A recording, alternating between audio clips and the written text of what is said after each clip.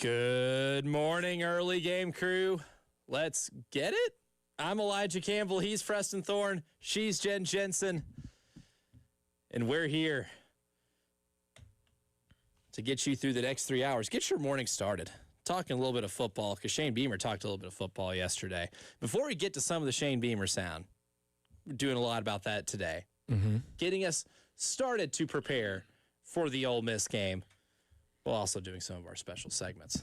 Get on the lines later today. That one's going to be fun. They are who we thought they were, and I'm not even going to be able to get to everybody that I've got on my sheet. To be honest with you, it was a banner weekend in college football and the NFL. But Preston Thorne, I did it. I watched the Lane Kiffin E60 with Ryan McGee. You know what? You did the assignment. I did not. So can I have an extension? You can have an extension. Okay. I could, and you know what? I'll give you the most important takeaways. Okay, give me the takeaways. I will still complete the assignment. You watch it, and you're like, oh, he's going to stay at Ole Miss forever, which means, not saying he's not going to take the Florida job. I'm not saying that. However, it would be hilarious if he did take the Florida job after all of that. Because from what I understand, the crux of this is that I'm Lane. I'm a new person. I found a new life in this new location. It's wonderful. I'm a changed man. Yep, a changed man who now more present in his children's lives, which good for him. I walked away from that feeling really good about him. I was like, you know what, good for you, man. Like you have figured out a way to be able to be a present father in a business where it is very hard to be. Absolutely. You have now reunited your family together. You're able to co-parent. He's got a brother that lives right down the road who has also moved to Oxford, Mississippi. Awesome. Takes a village. And when the news came out that Lane Kiffin was the top candidate for the Auburn job, his daughter and her friends teamed up, made a PowerPoint presentation, put some sad music to it that they knew that he would like, that they knew would get him emotionally, played it for him, said he cried, and that he was going to stay. Oh, that's tough. So if he ends up taking the Florida job,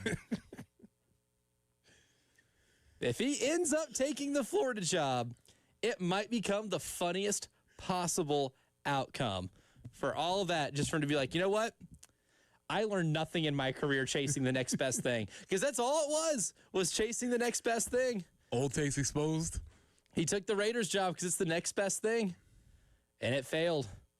And Al Davis went full Al Davis in that. It is remarkable to remember how all of that went down. You know, just yesterday when you were talking, we breezed through some of the career highlights, and we left out still a couple of doozies. Yeah. I mean, we left out obviously the one that's important to us as Gamecock fans is the Alshon incident. Yep. We didn't talk about that. That was a doozy. The Al Davis. Al Davis having a press conference to not just say that they fired the coach and then there to ask questions, but has a little projector, like an overhead projector. Have you seen one of those lately? Probably not since then, right? And is using that to put up like paragraphs as to why he wanted Lane Kiffin fired, why he was insubordinate. And I love the clip in there because one of the biggest parts of their riff was Al Davis wanted to draft Jamarcus Russell. Lane Kiffin wanted Calvin Johnson. And at the end, in that little press conference that Al Davis had, which really wasn't a press conference, it was more of like an organized scolding because I don't think he took any questions. He goes, I know you didn't want Jamarcus Russell, but Jamarcus Russell's a great football player. And if there's anything that sums up Raiders under late stage Al Davis ownership, that's probably the golden clip right there. Ooh, that's a tough one. That's a tough one. But and that one seems that was a slam dunk, right? There's no question that Calvin is going to be the guy. He's obviously Megatron. He's obviously top tier A1 character guy. There's no missing in CJ. None. And the wild thing is, I thought there would be no missing with a player like Jamarcus Russell unless you did your homework on him, right? Like, it shouldn't be a surprise to them that when he gets to training camp and they give him, or they're a couple, like training camp, or they're in, I can't remember if it's training camp or they're a couple weeks in the preseason, where they give him a tape and say, hey, watch through this. Tell us what your favorite plays are, which ones you want to run, which ones you feel comfortable in. And he comes back and says, I like all of them, with the ultimate caveat being the tape was empty. They did it to see if he would actually watch it, and he didn't actually watch it. I like all of them. I like all of them. All good. It's all good. Yeah. and didn't even attempt to put that tape in a VCR. Vibber. Yeah. And that should have been the first sign. But the point is, the bigger Russell point is that if you're doing that, you're already cooked. If you're having to do this test, it's done. And guess who you wouldn't have to do that for? Never. Calvin Johnson. We knew that. We knew Calvin Johnson was going to be. We know exactly who he is. And Yeah. So I will do the assignment. I will check it. I will check it out. But you are, so with that being said, in watching the assignment, watching the documentary, not documentary, story. I mean, it's about an hour long. So maybe I consider 90 minutes at least to be full on. Well, I just have a issue. It's an I can't say it's a biography. It's not an unauthorized biography. You know what I'm saying? Correct. Because it's very much, I won't say it's a fluff piece, but there's not a lot of the darkness exposed, I would say. Maybe. Yeah. There were career lowlights. There were not personal lowlights Right. exposed in that. And usually like a independent documentary. There you go a little further into some of that. Yeah. And time restraints. They're not going to make an E60 2.5 hours. There was a lot of. I wanted more on the FAU years. I personally did. I would like to have seen the highlight of him losing at Middle Tennessee State because I was there. I was there at that game. I synced it. I can tell you exactly how that went down. Was hopefully maybe seeing a highlight from there. Now they didn't include it. So if Ryan McGee needs footage from that game, I got him. If he needs it for the sequel, I've got it. But Shane Beamer spoke yesterday, and a lot of the themes from this, not just talking about Ole Miss, but talking about his team. Right, you're 3-5 right now. You were staring down the barrel of missing a bowl game, because you got to be able to pick off one of Ole Miss or Texas A&M on the road. And you're not going to be able to do that by scoring fewer than 2 touchdowns in a game. That's not going to work. You're going to have to score in the 20s. You might have to score in the 30s, especially against offenses like Ole Miss and Texas A&M, which are humming right now. So what helped them at least get their largest scoring output of the season against Alabama? And can that be an indicator of future chances of scoring more than 22 points in a game? Well, Shane Beamer talked about some of that offensive simplification as we cut 3, Jen, about what the process was of getting this offense, quote unquote, simplified. Yeah, there's a lot to it. I think that for one, it's the volume that you take into a game plan with. So let's say that, I don't know what NFL teams have. I think most NFL teams on their call sheet probably have 100+ plays available to call on a game.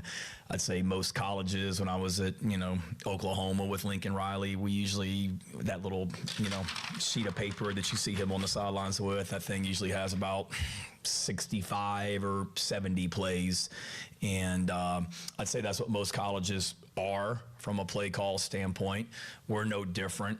We did last week we talked about just, shrinking that number a little bit. It wasn't drastic. It wasn't like we went from 90 plays to all of a sudden you got 40 to choose from. I mean, I think it was maybe 10 less than what we had, 15 less than what we had against Oklahoma. When you do that, you're able to, practice it versus more looks in practice and things like that. Defenses, the schemes you may get. It's certainly Lenoris every week, not just last week, Jack, but every week Lenoris has great ideas. Luke has great ideas. Those guys are up here all the time watching tape at night on their own and coming up with ideas that they bring to Shula or they talk to me about. And so that's always part of the process. So it's simplifying the number a little bit. It's getting input from players like we always do, the offensive staff together. And then when I talked about the 10 best plays, I was really referring to, we have openers. And I think Mike talked about it last week. It's not necessarily 1, 2, 3, 4, 5, 6, 7, 8, 9, 10. Here's the 10 plays we're going to call to start the game in a row. But here's the openers. We know what the first play is going to be, and then how we kind of roll after that. And my statement to the offensive staff last Saturday morning in our staff meeting was, and I'm looking at these openers of our top, 10 to 20 plays. There's some really good stuff in here because of what we're doing schematically that we want to do. We want to spread them out a little bit. We want to throw the ball down the field. We want to move the pocket. And I said something along the lines of, we got 20 plays here. To me, we could just keep calling these same 20 over and over again because this is really our best stuff. And so that's what I was referring to on that one. So that was his way of summarizing the process. Go for it, Shane. Simplifying you were things. trying to go for it, but you let off a little bit. It's the same thing when you're cleaning out your closet or you're cleaning out the pantry. Get rid of it. You're not going to need it. You're not going to need it.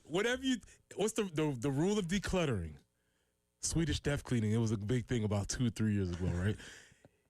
If you haven't used it in a year, you're not going to use it. So those 100 plays that you're going into the game with that are just sitting on your play sheet, you're not going to use them because when time gets tight, you're going to go back to the plays that you love. Just like your clothes. You think you're going to wear that thing in there, but you're not going to wear it because when times get tight and when you want to feel good, you're going to wear your favorite item of clothing. Same thing with these plays, man.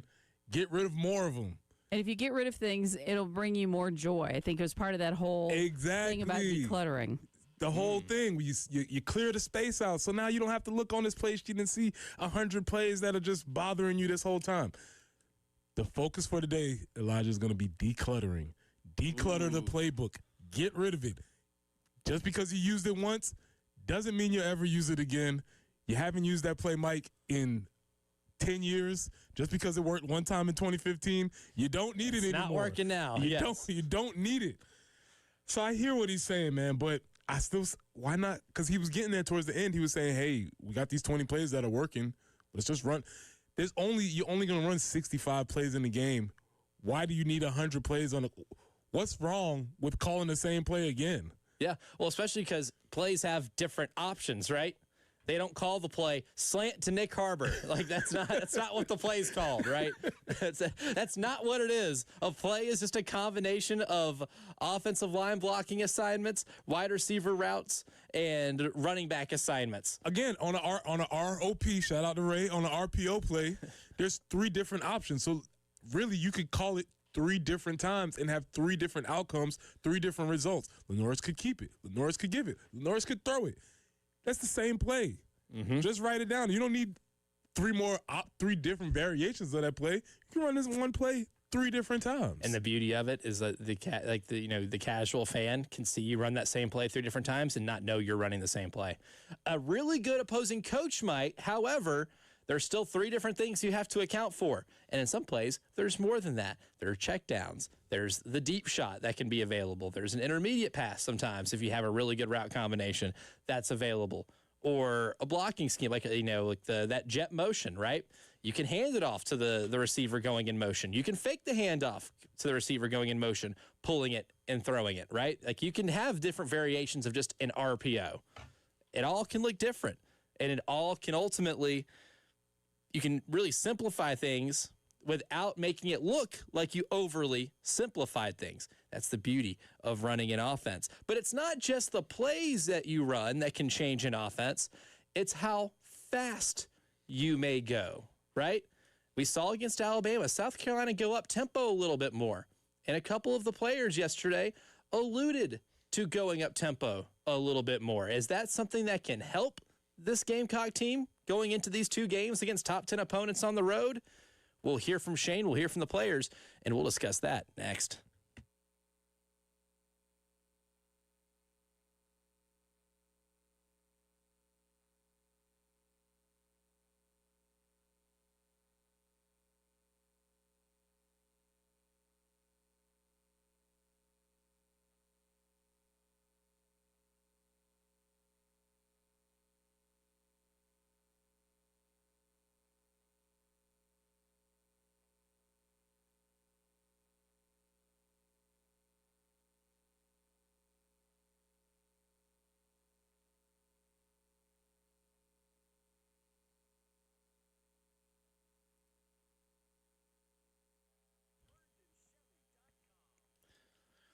Sometimes the solutions to very complex problems can be pretty simple, like running an offense. Maybe fewer plays can make it easier for your offense to be able to move up and down the field. Well, when it comes to roofing and waterproofing your home or business, the solution is very simple. And that's why we tell you, if you have a leak, let Midstate Roofing take a peek, because they've been doing this for nearly 30 years, being that proven leader in the roofing and waterproofing industry. Because for nearly 3 decades, Midstate Roofing has been providing the proper advice, service, and most importantly, the results to the needs of your facility. And whenever your facility has roofing and waterproofing issues, results are what matter. You can give them a call today, 803-356-1919, or call when you have an urgent issue. And sometimes those urgent issues are after business hours. They have on-call technicians who are there to be able to help you with those urgent issues. Again, that number is 803-356-1919, or you can always hit them up online at midstateroofing.com.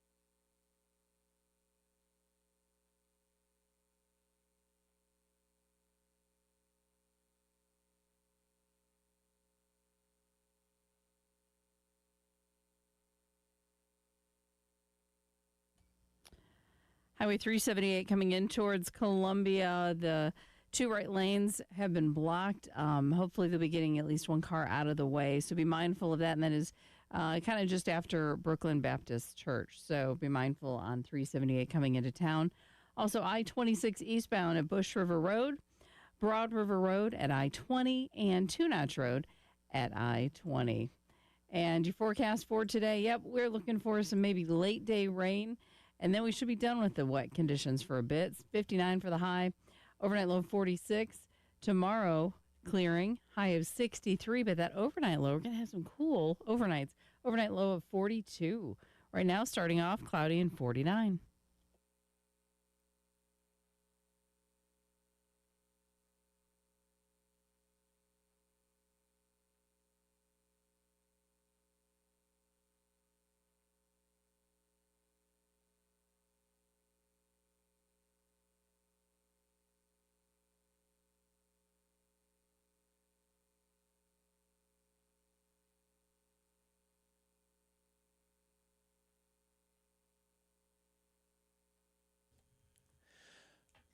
A lot of things can be part of simplifying an offense. We just discussed what it might look like when it comes to the South Carolina Gamecocks offensive playbook. Declutter. Get rid of the plays. There's the decluttering. But sometimes when you're trying to improve your life, maybe being on it, doing things a little faster, taking full advantage of the 24 hours you have in a day is part of that.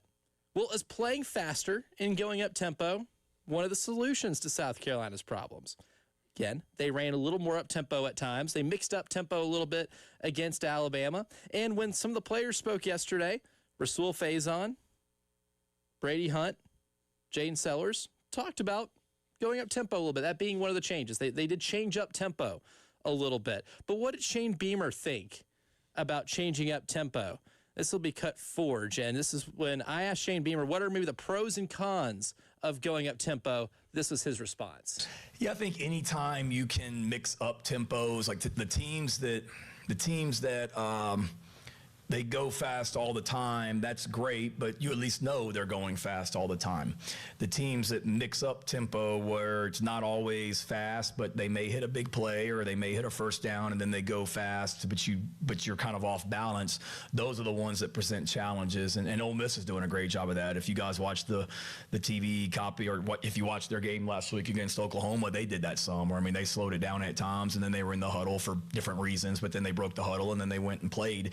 Being able to mix up tempos, I think, is good, and it's good for us from an offensive standpoint. And we always have. I mean, we've mixed up tempo and gone fast at times, but I think sometimes it's a good way to kickstart something if you're a little bit sluggish and being able to just get on the ball and go. There's pluses to it. The tempo, you force things on defense. There's minuses to it. You're not able to make a whole lot of calls at the line of scrimmage. So if teams are bringing a lot of pressures and different looks, you're kind of rolling the dice a little bit because you're not able to communicate as thoroughly maybe as you would if you were slowing it down. Not to mention, it's great to be able to say, okay, we're going to go fast, but then you go fast and you go 3 and out, then your defense is getting back on the field fast as well, which you don't want to do. So there's different aspects up to it. We wanted to mix it in there last week, and that's something that's always been of a part of our offense that we'll continue to utilize if it's the right plan of attack each week.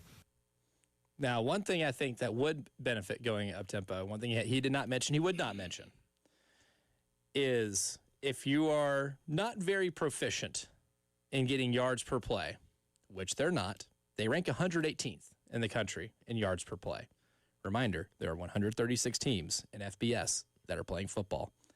118 out of 136. They're only picking up 4.6 yards per play. Throughout the course of the game, if you're just able to run more plays by going up tempo and squeezing out possessions and getting more possessions, your total yardage output in a game can increase. If you're constantly moving at 4.6 yards per play and you're only running 50 to 60 plays in a game, your overall total is not going to be as great.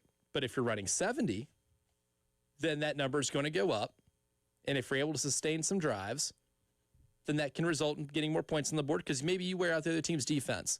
But I think the one thing that makes it important, Preston Thorne, is what he mentioned and what a lot of other players mentioned, we'll hear from them too, is it's less thinking, more playing. Less thinking, more playing for the players, but also for the coach. And this is where the decluttering aspect comes in, because the same way we're talking about Lenoris rolling him out so he doesn't have to read the whole field, he can only make 1 or 2 reads. It's the same thing for the offensive coordinator. Yeah. If I'm going fast, I don't have time to read through all 60 plays because I know there's only like 4 plays that I can call right now because I got to get a call in. Mike Shula does seem to suffer a little bit from paralysis by analysis, right? If I had this whole time to look at the sheet and be like, what's the perfect call? Can I get just the right call for now? And then I have to make a call. But if I have to make a call right now, it allows me to maybe get into a rhythm, make a call, pick something. Don't just stand there and look. You got to pick something and pick something now. And again, we talk about it for the players, but I'm always interested in how this works for the coaches. And I think a lot of times for play calls, it helps you be more decisive in what you're going to call. And like that's the thing too. That's what the preparation at leading up into the week is for, right? Is, okay, we got this, 2nd and 6. Here's what our play is. But then if you have more time to think, it's like, you second guessing yourself. But like, what if oh, I called this one? what if I called this? Ooh, this might be This- perfect. They might not see this one coming. The preparation throughout the week should make it to where, all right, 4-yard gain, 2nd and 6, this is what we're doing. All right, now let's run this. And when you only have 6, 7 seconds to do it, and you do that more confidently, then you're just able to squeeze out more plays. Maybe what you prepared for during the week, you prepared for a reason, right? You didn't sit in your office on Wednesday or Thursday night thinking, yeah, our, 2nd and 6 play, this might work. Whatever. This is what it is. This might not. Well, I don't know. You do it because you're like, okay, this is good. We like this. 2nd and 6. This is the look we think we're going to get. If you get a different look, this is the check play. Or this is the kill call, right? It affirms what you prepared for during the week, right? And it doesn't allow you to sit and overthink. Also, to that point, it's a lot easier to go with a little bit of speed and a little bit of tempo when you're having successful plays. Mm-hmm. Nobody wants to line back up on the ball after you just lost 10 yards on a sack. Right? You get sacked and it's like, get back on the ball. No, well, we need to take a second. So when your team is building momentum, first and 10, now it's 2nd and 6, we can get back on the ball. If it's 2nd and 15, we might need to take a breath here. Right? So you only can use tempo when the team is actually progressing and moving forward. So it is a tool that an offense can use, and Shane did a great job of explaining that, because you can use it fast, you can use it slow. The idea of tempo, I think, at one time was just, go fast, fast, fast, but that's not actually tempo. Same thing with balance. Mm-hmm. Your idea of balance, Yep. It's the same kind of concept with tempo. Tempo is fast, slow, varied, all those types of things, and that's called rhythm. That's right. That's what a team in an offensive rhythm would do. It's where sometimes sports are more jazz than orchestra, right? Where you can mix up tempo a little bit. But one thing you alluded to is how Ole Miss uses it. And if you watch that Ole Miss-Oklahoma game, Ole Miss did not go up tempo a lot. They huddled until the 15-second mark where the helmet-to-helmet communication cuts off, because Oklahoma's really good at stealing your signs. So they would take more time in the huddle to make sure everybody knew. Mm-hmm. They mentioned that on the broadcast too, to where they knew everybody knew in that huddle what the play was, and if they're going to make it an audible, what that audible is going to be. So that way, all they had to do is say a word, and that changed the play, and it worked pretty well. They were able to move the ball against that defense, and I don't think they had their signs stolen. You say stealing signs. Brent Venable says advanced scouting. It is, yes. They're the same thing. You can dress up a pig really easily. We have lipstick on it. very sound advanced scouting. It's the Spider-Man meme, right? Advanced scouting pointing directly at sign stealing. And you know what? I'm cool with that. Some people say sign stealing like it's got a negative connotation. But if you're able to decode what the other team is doing just by looking at dudes putting up hand signs and wearing different colored shirts, good on you, man. That's impressive. Yeah, for sure. And to be clear, we're talking about within the lines. This is not Counter Stallions type of right. They're not going. This is within the. This is within the lines of how that works. Yeah, and also I've seen teams, high schools utilize the muddle huddle or the sugar huddle where everybody's bunched up. Then you rush to the line up, and run a play really quickly. There's all types of ways that you can utilize tempo, but that's assuming that the offense is in a rhythm and they're gaining positive yards. It's like 2 themes so far with fixing the offense: tempo and simplification. But what do the players have to think about simplifying the offense and changing up tempos? We'll hear from Rasul Faison, from Brady Hunt, and Jaden Sellers coming up next.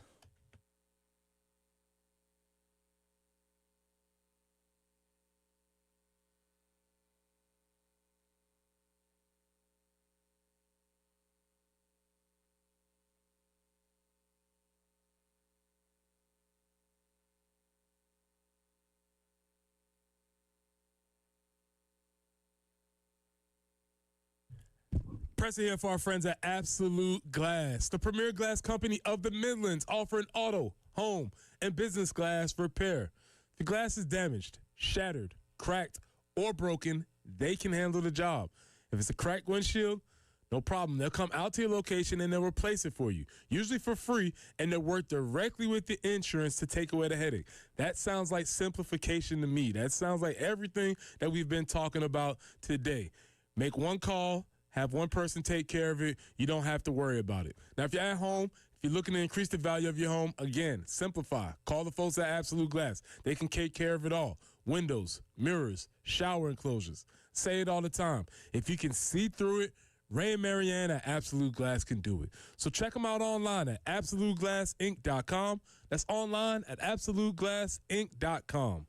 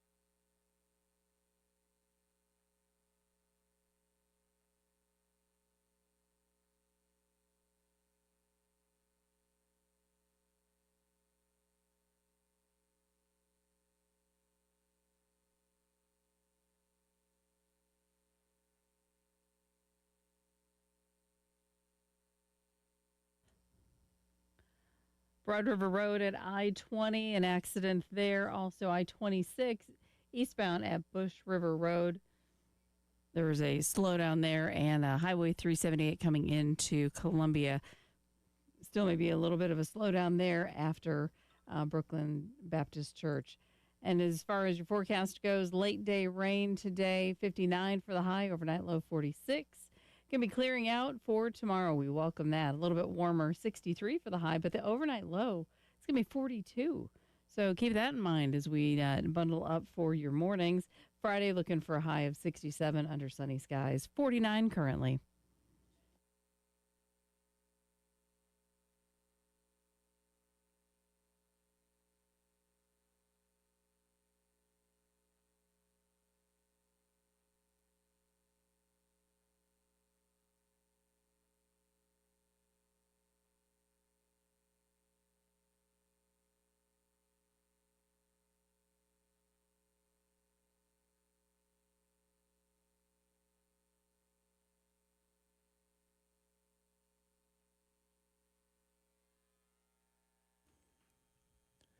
Shane Beamer wasn't the only one who spoke yesterday. Players spoke, most of them on offense, talking about what needs to change or what needs to continue for this offense to improve, right? The most they've scored in a game offensively this year is 22 points. That came in the last game, in Game 8 against Alabama. Well, now they are facing 2 must-win games that just so happen to be against top 10 teams on the road. And I don't know if 22 points will be enough to beat both of those offenses. Again, we're playing teams just like you did this past week where you can play a really good game defensively and give up 29 or 30 points. You're going to have to be able to score a lot in these games to win them. I don't think you're winning 6-3. Don't think that's happening. Unfortunately. Yeah, as much as Preston Thorne would absolutely love that, as much as it would tickle his football soul to see South Carolina squeak out a 6-3 upset game on the backs of 3 yards and a cloud of dust and great defensive line play. It's not going to happen. It's not going to happen. Unfortunately, not the reality we live in. So, when it comes to this offense, one of the benefits has been maybe simplifying it. Well, Brady Hunt was asked about the benefit of the simplified offense as we cut 17. This is what Brady had to say. I think it loosens us up and lets us play free. Staying ahead of the chains always helps too. So I think the coaches are doing a good job of getting us ready to play and letting us play free. Letting you play free. I mean, again, we don't have the sound, but Jaden Sellers, when talking about playing, up-tempo, he said it's just more playing, less thinking. Right? More playing, less thinking. Again, goes back to the concept. If I'm looking at my laptop here, I have too many tabs open. And when you have too many tabs open, what happens to the speed on your laptop? Oh, God, I feel so seen right That's now. a great analogy. It's very simple. You got too many tabs open, the laptop, am I attacking you right? Oh, man. Oh, Then buddy. and then he can't keep track of what you have. Then you don't know which tab it's like. It's like, was it here? Was it here? Is it in the sub tab? What's going on? Do I have another tab that's Hey, even open underneath if it wasn't there? for the logos on the tabs, I would be SOL, man, when it came to any type of organization. But I still That's what it want is. tabs open. Still. And guess what? Hey, you don't need that tab open. That was 3 weeks ago, Elijah. Oh, Close yeah, it. that Post and That one- Courier Why might you have tab to go back was to it? That oh, one man. article in the Post and Courier that you read 2 weeks ago about FBS football. You don't need it anymore. Close it. Yeah, we're closing it. Close it. Oh, we're It doing can this do on it. the fly. Ken Palm staying open, though. We're keeping that. Declutter your tabs on your laptop. And it's the same thing with these players, man. Less plays, more freedom to go out there and just play, man.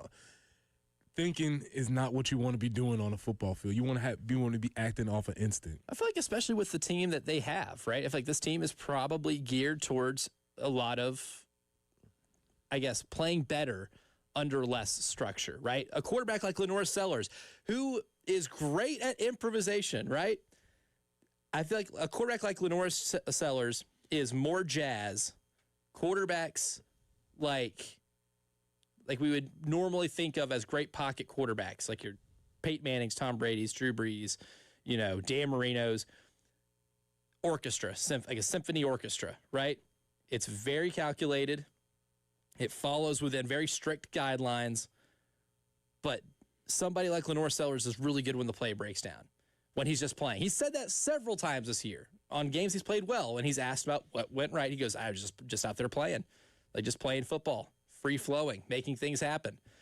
Maybe improvisation is in just giving basic ground rules for improvisation is a really good way to run this offense. And maybe that is what it's going to take to have to be able to put up more than 22 points on the board against these defenses you're going to face these next 2 weeks. It's the same. I mean, that's a great analogy because, rhythm is not necessarily being able to stay on beat.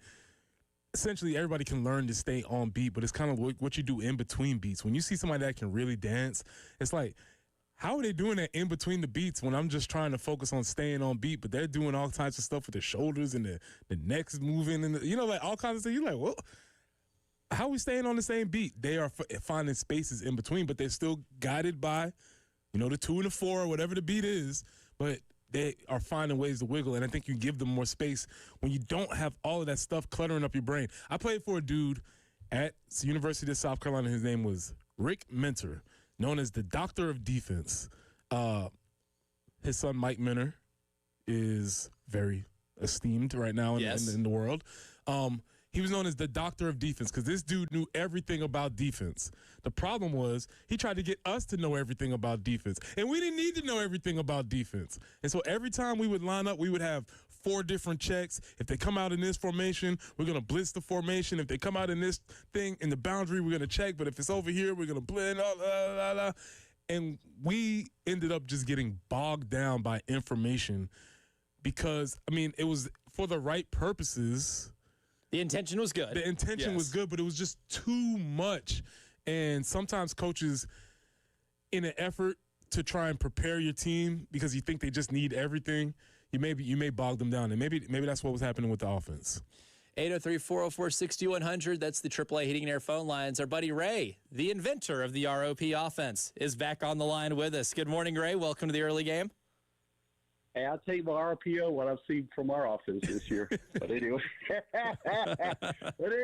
hey, good morning, guys, and good morning, Jen. Of course, I hear this, less plays, less thinking, playing freer. These are all the classical verbiage when you know things aren't going good. But I will say this: it's taking the game, 2 points a game. That was key. He'll tell you they didn't run a gazillion plays. They ran what worked, and they just kept doing it, over and over, But it's a good concept. I'm glad to see it. I don't know why it takes to game 9, but but there again, it's the classical verbiage when things aren't going good. You always hear, well, we're going to make things less complicated. I mean, it's like in Coaching 101. But that's all I got to put out there. Thanks a lot, guys. Yeah, thank you for the call as always, Ray. And yeah, I mean, it is definitely when you hear it's like just simplifying things. I know there's more to it. There's a lot of execution things that this team hasn't done on offense this year. Even if a play call was really good, they didn't execute a lot of the time, especially in the 2 games in which you were kind of plagued by penalty.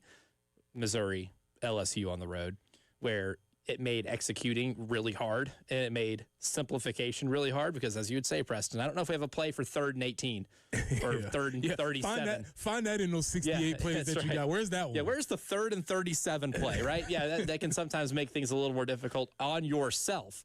But, yeah, I mean, if you run it back next year, you kind of have to say, all right, we're not going to install this crazy playbook. Let's just keep what works. And then maybe you add on to it. You Yes. start basic and add on to it. You don't start with all of it and then take away. When you find that something is working, then you add it into the mix. Correct. Yes, Correct. exactly. And again, very unfortunate that this discussion is being had on October 29th when you're 3-5. That is. And need to pull off a couple of upsets to ensure bowl eligibility. We talked about Lane Kiffin.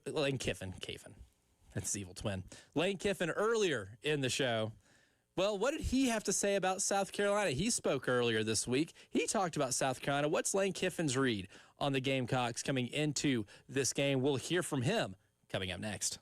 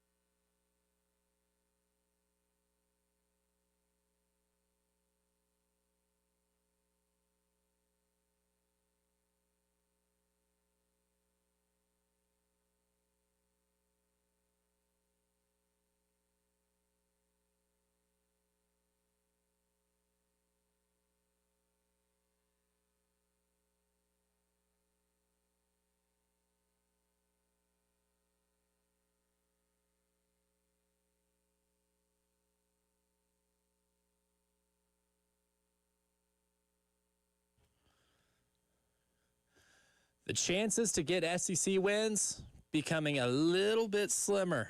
Only 2 SEC games left. They're both on the road against top 10 teams. But you can't get those without getting the first one. And Ole Miss is this weekend.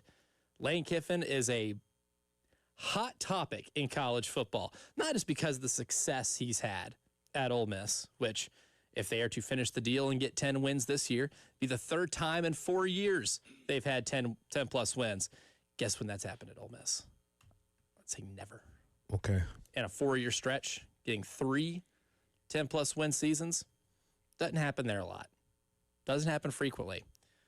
But what does Lane Kiffin have to say about South Carolina? Because he's been prone, even despite the success at Ole Miss, to lose this type of game. So you know they're going to take it seriously.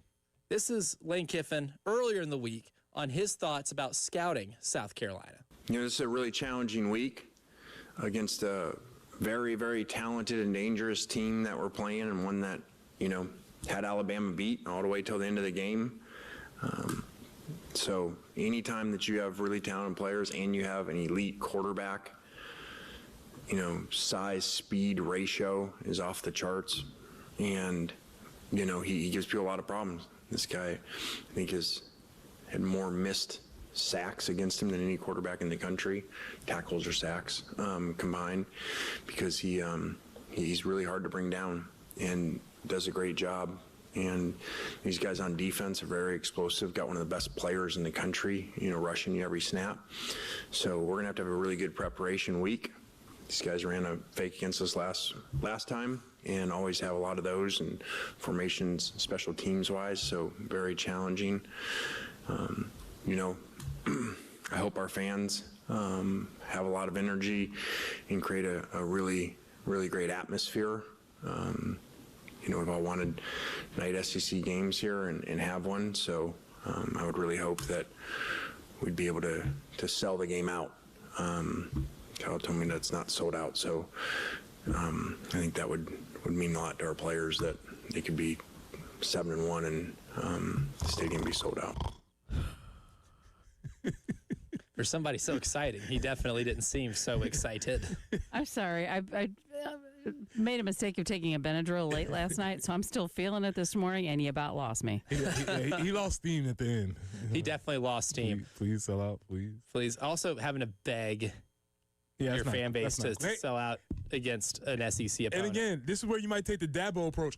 Oh, hey, are y'all used to winning 10 games every year? This is something that you do all the time, because I'll pick my stuff and leave if you don't want to sell this place out. This is when you might have to pull that sometimes. But Elijah, that made me really sad. I turned into a sad boy. You did turn as I was into a listening sad to boy. that, because usually coaches talk and they just give lip service to the other team. Like, oh yeah, they're 3-4, but they're a good team. Yeah, he was spitting facts. Yes, we do have one of the best quarterbacks. Yes, we do have one of the most dangerous rushers in the nation, and yet and still, the record does not show that. Yeah. He said all that, and it's still you're 3-5. Yeah. But you know what, Jen? You know what Shane Beamer would say to Preston being a sad boy? We can't sit around here and be sad boys. We got to pick ourselves up, Preston. Got to pick ourselves up. That made me sad. Usually coaches are not telling the truth. He was telling all the truth. He was telling a lot of truth. And we're not there. Correction from earlier. They have won 10 games, 3 out of a 4-year stretch, but that was from 1959 to 1959 to 1962. 1962, yeah. Which, by the way, They've not done it 3 straight years, though. yeah, They did it this I year, would say the that. 3 That straight 1962, that was the ESPN 30 for 30 Ghost of Ole Miss. One of the best it's 30 for fantastic. 30s. It's fantastic. If you in the mood to watch something that's football historic, fantastic documentary. I would say that's more of a documentary. Yes, that one, yeah, definitely. Beautiful piece of filmmaking. Yes, but this is something, Ole Miss does not do, right? And what can keep them from that is getting upset. What kept them out of the college football playoff last year was losing to a 4-8 Kentucky team. Yeah, and he also brought up a good point that if the team was to overlook our record, or team with our record, he could just turn on the film and say, hey, don't be Bama. Yeah. That'll catch somebody's attention, right? They almost lost. What? They took Bama to the fourth quarter. Okay, we need to prep up. We got to bow up. So we're not going to sneak up on them. I say all that to say we're not sneaking up on them. No, and that's the thing too. Like especially with the year Lenora had last year, not going to sneak up on him. I did like how he mentioned the attempt at a fake punt last year. He's like, they will fake punts.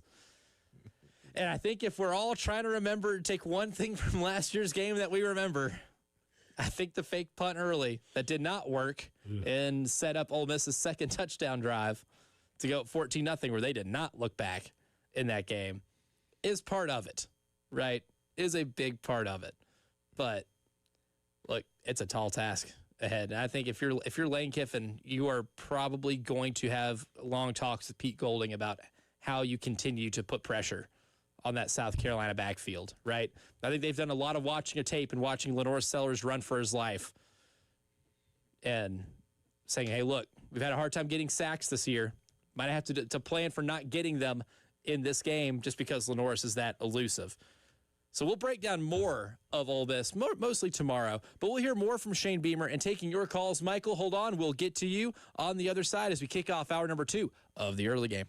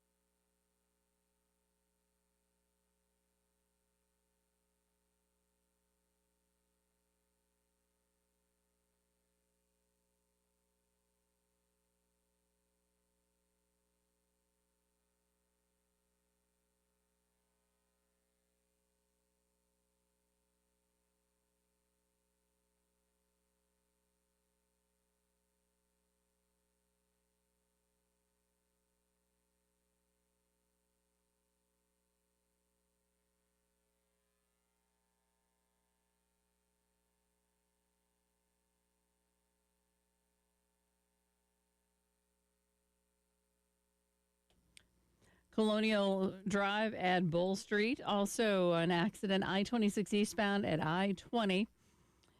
I-26 eastbound there at Bush River Road. Killian at I-77. and Broad River Road at I-20. Those are the incidences out there to be mindful of. 59 for the high today. The rain will be coming in a little bit later on, but then getting it out of the way. Overnight low 46. And tomorrow it's going to be clearing. 63 for the high, but the overnight low actually 42. And then Friday morning, 67. Or it'll be on Friday. The high will be 67. Easy for me to say, but sunny skies. We certainly will welcome that. Right now, 49 on the early game.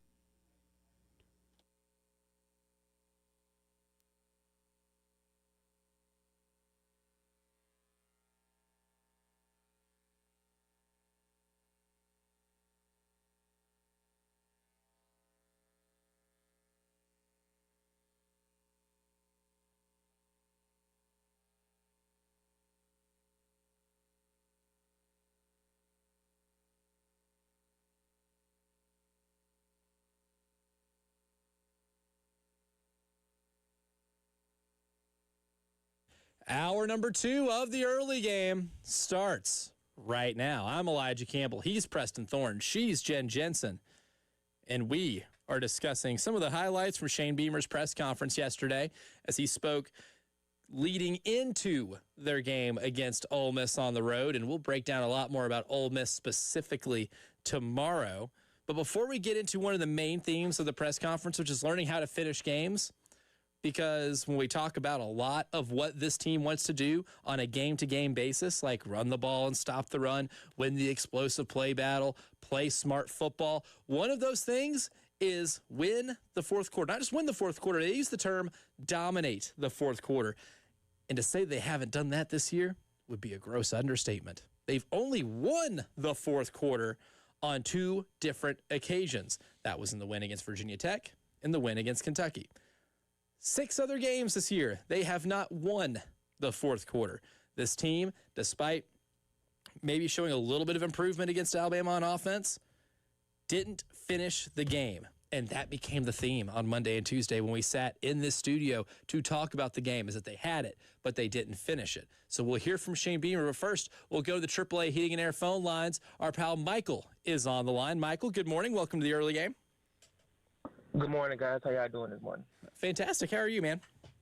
I'm good. I got 2 interesting stats I wanted to tell y'all about. So, in 5 years, I'm counting basically just his first 4 years. But in his first 4 years, Shane Beamer is 15-16 before the month of November across all 4 of those years.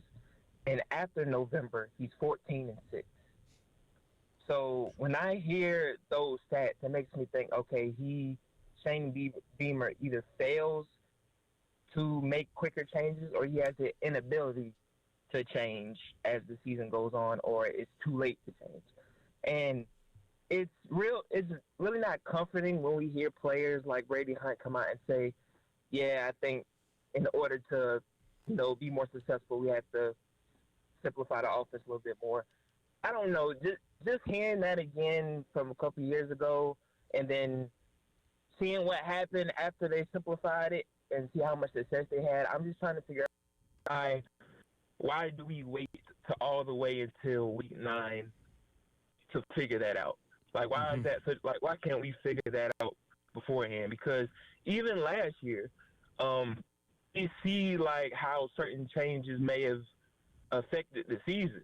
Because if we at least win one of those 3 games between Bama, Ole Miss, and LSU, we're in the playoffs.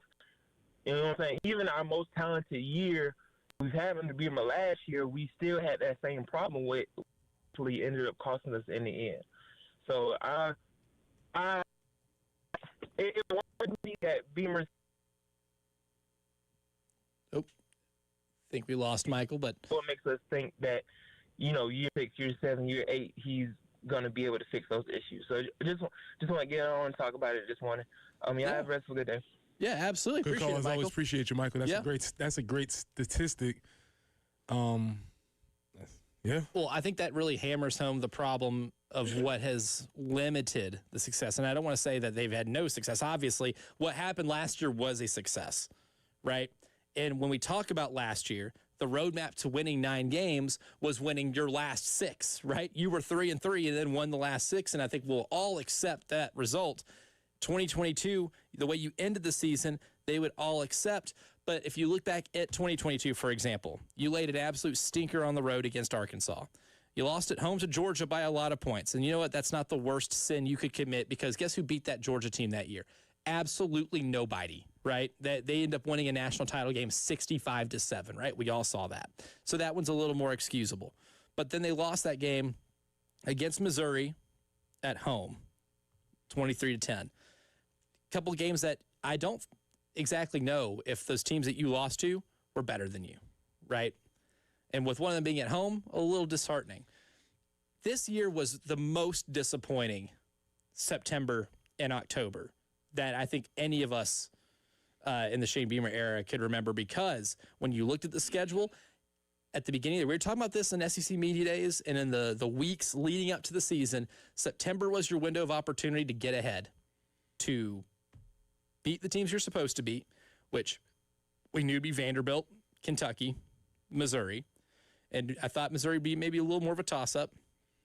But if you were to win those games and get to LSU undefeated, then you're talking about going into Baton Rouge as a top 10 team in the country, right? And then maybe you can have some of the road bumps, right, that you would against a team like LSU or Oklahoma and Alabama, and it's still not completely derail your season. The derailing happened from not taking advantage of the earlier schedule, which you thought would be a little softer. Turns out Vanderbilt's a lot better than we thought they would be. They kind of built on that season they had last year, and it turned out Missouri was pretty solid. Now with Bo Perbula being hurt, that's probably going to change the trajectory of their season, but at the time, they were playing pretty well.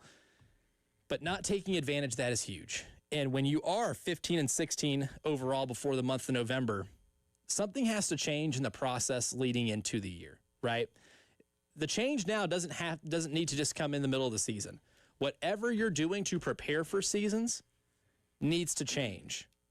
Because if you want to take the program farther, which was the entire theme of the offseason going into this year, then you might have to change how you operate in the month of July, August, or maybe even what you do in the spring.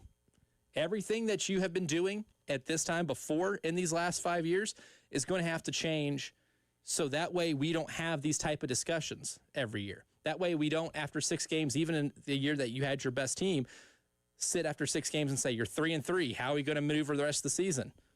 You pulled a rabbit out of your hat. It's harder to pull a rabbit out of your hat now being at 3-5. Something has to change going into the season for you to be able to avoid having to make these type of moves mid-season.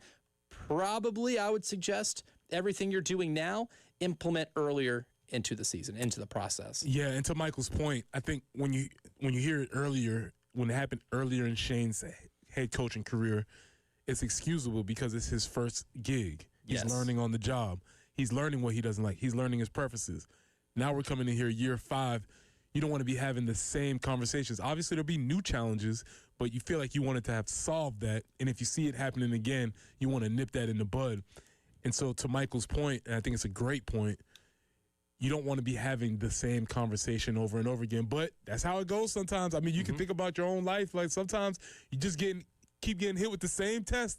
You keep failing till you get it right. Hey, sometimes the best lessons in life I had to learn, we're learning them the hard way. Because I was not going to learn them the easy way. I had to learn them a multitude of times. Here you go. You want to get it right this time? Nope. Surely my way will work again. Yeah. Or it'll work sometime. This time my way will work. Michael, I think that is a very astute point. Because we talk about all the time, when is a thing a thing? 5 years of sample size. That's a thing. Mm-hmm. That is most definitely a thing. Now, yes, it is good to be 14-6 in the month of November and finish the season strong, but it ends up becoming a moot point if every year you struggle in the months of September and October. College football season is a compilation of those 3 months of playing and how well you play throughout the totality of 3 months, right? What kept you out of the college football playoff last year? Not your 6-win winning streak to end the season, but it's the losses you had to who you lost to before that 6-game winning streak. Those games in September and October count every bit as much as the ones in November. You've got to be able to complete the full picture to go exactly where you want to go throughout the course of a season. That's the difference between starting a season and finishing a season. This team right now is having a hard time finishing games. Let's go back to a few of the losses this year. Missouri, you led going into the fourth quarter. Led by 2, lost by 9. LSU, they gave you a chance in the fourth quarter. You were down only 7 and had the ball with less than 5 minutes left. Couldn't finish a drive. Could not get yourself back in that game. You end up losing by 10. Alabama, you're up 8 with not much left in the game. 10 minutes left? About 10 minutes before Alabama went on a 7-minute drive and ended up tying it up. But even after they tied it up, you had a chance to go on a drive and finish the game. But they haven't finished those games. And those 3 games have made a huge difference in how we look at the season, right? We're looking at the season right now as being 3-5 with losses in those 3 games. If you're able to dominate the fourth quarter like you say you want to, and you do that, now we're looking at things being a whole lot different. You're 6-2 at that point. And the discussions we'd be having on this show are dramatically different. So Shane talked about that yesterday, talking about learning how to finish games. This will be cut 6. And this is what he said they have to do to be able to finish these games. No, I mean, I think it's something that can be taught. You hope it clicks. I hope it's something that you develop. Every day in practice, we make a big deal about the last period of practice, and it's the fourth quarter, and we got to go finish. We did it even more so today. Every off-season workout in the summertime or in the winter, we're talking about finishing. So it's something that we emphasize all the time, and we've been a good team in the fourth quarter since I've been here as the head coach, and it's maddening that we haven't been better this year. The fact that if you can say there woulda, coulda, shoulda, I get all that, but there's 2 games, SEC games, that we led going into the fourth quarter, Missouri and Alabama, and we're not able to finish. LSU, it's 17-10, and we got a 4th down in plus territory, and we don't get it, and we don't finish that drive. I mean, look, everybody, there's a handful of plays every game, but you just sit there and say to yourself, man, if we just finish in the fourth quarter against Missouri and Alabama, we're sitting here with the same record after 8 games that we had last year. And if we finish against LSU, and I know all those teams, I'm not taking anything away from them. It's just the fact that we had the lead and we didn't finish. So it's a mentality. It's a execution.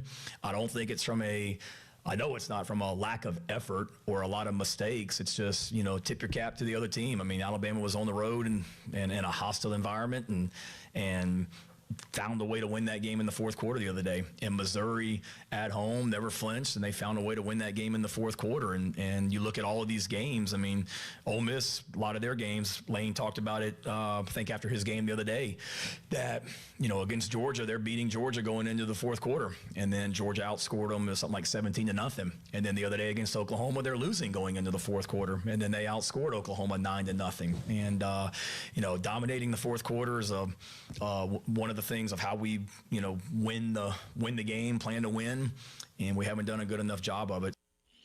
So, Preston Thorne, you watched this team this year. Why aren't they able to close these games out and finish them? I cannot diagnose that specifically. Well, then why are you here? Yeah, that's a good point. That's a good point. I can give you take 2 and then go on to the bench. Hey, that's the show. I can't diagnose that specifically because I'm not in there. However, from the outside looking in, last week it felt like the 3rd down conversions got to them on defense. Though they played excellent throughout the whole game, they weren't able to stop that drive against Alabama. Again, I position it as Alabama just didn't flinch and they made plays as opposed to us not making plays, but we couldn't get off the field. Hence, you have a 7-minute drive, 7.5 minute drive. 14 plays, 79 yards. If you have 14 plays, that means you converted several 3rd downs. A couple of them were 3rd and longs, plays that you had to get finished. And again, they played wonderful throughout the year, so not being able to complete that. So if we had to boil last week's down, 3rd down conversions, they weren't able to either extend the drive when they got off the field or they weren't able to stop. And that just comes down to maybe A, making a play, or B, what I saw a little bit of it, felt like they got a little tight.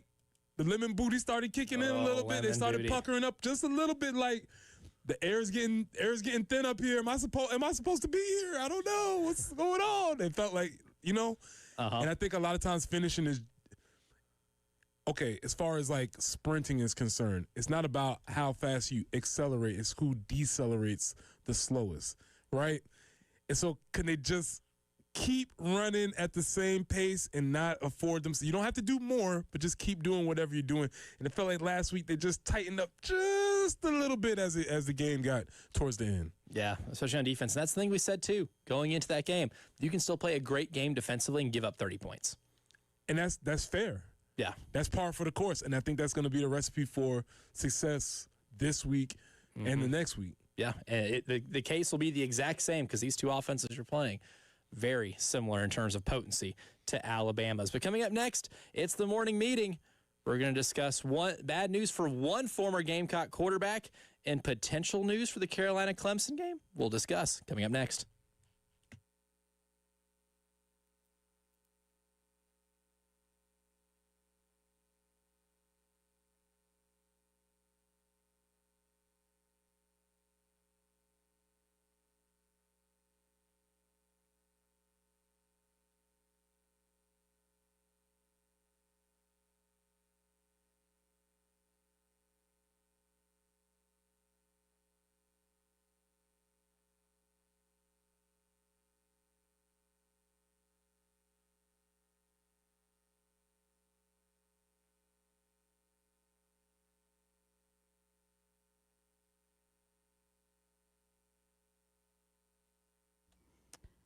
Are you looking for countertops for your kitchen or bath? Well, I tell you, I have the place, and that's Carolina Stone Craftsman just outside Columbia in Chapin. They understand the fact that kitchen and bath projects, they can be a significant investment, and that's why they really work hard to deliver the highest quality, most affordable granite, marble, and quartz while still providing the best customer service. It's really simple. Great countertops with no compromises. You need to visit their showroom. See what I mean?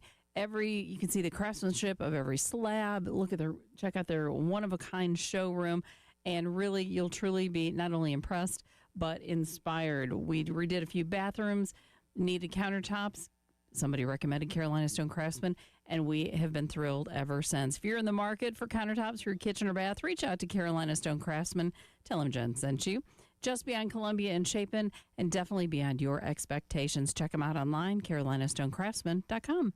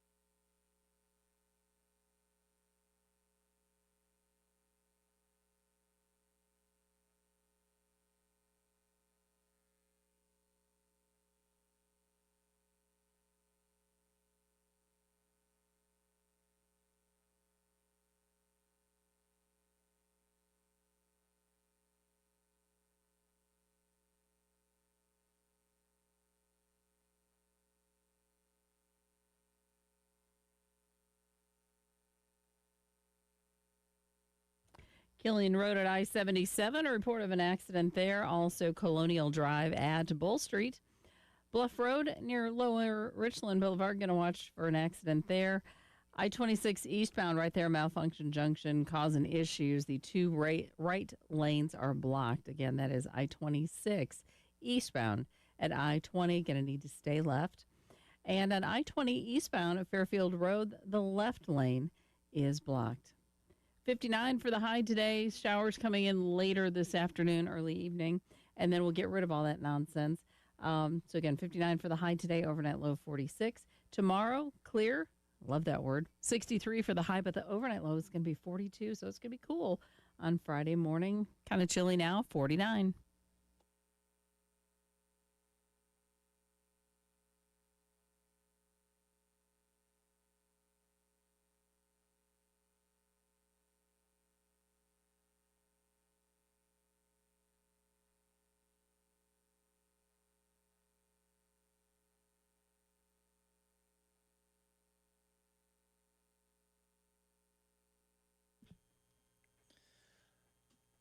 We have a Gamecock-filled morning meeting, including bad news for one former South Carolina Gamecock. And depending on who you ask, good news for the future of the Carolina-Clemson rivalry. With that being said, Jensen, hit it. Good morning. Good morning. Repeat after me. Today will be an awesome day. Yeah, well, Let's go. because you said so. Good morning, great today. Today will be an awesome day. Good morning, great today. Today will be an awesome day. Yes, it will. And we'll start off with news that might make it an awesome day for you. It might not. So I'll start it with this. This is a tweet from Chapel Fowler, who he's a Clemson beat writer for the State, but with the power of FOIA, able to get the football competition agreement that was signed on September 9th, 2025, between Clemson and the University of South Carolina. And his tweet says, news, the latest Carolina-Clemson football rivalry series contract signed earlier this month includes a specific carve-out allowing for the 2027 game at USC to be played on Saturday or on Black Friday. Some day after Thanksgiving football may be on the horizon. So out of two questions here, one is answered for you, right? As to, is there a chance that we get a Black Friday game between Carolina and Clemson? And the FOIA don't lie, because if it did lie, then somebody's in trouble. So that question is answered. But that's not the most important question here, Preston Thorne.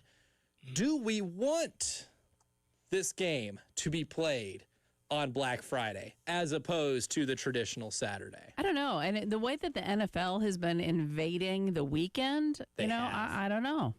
They have. This is a fair question, Jen. I think we're thinking sort of very similarly. There's no sanctity in, it's Black Friday already. So, it's already consumerism to the max. So it's not as if this is preserving a holy day or something like that.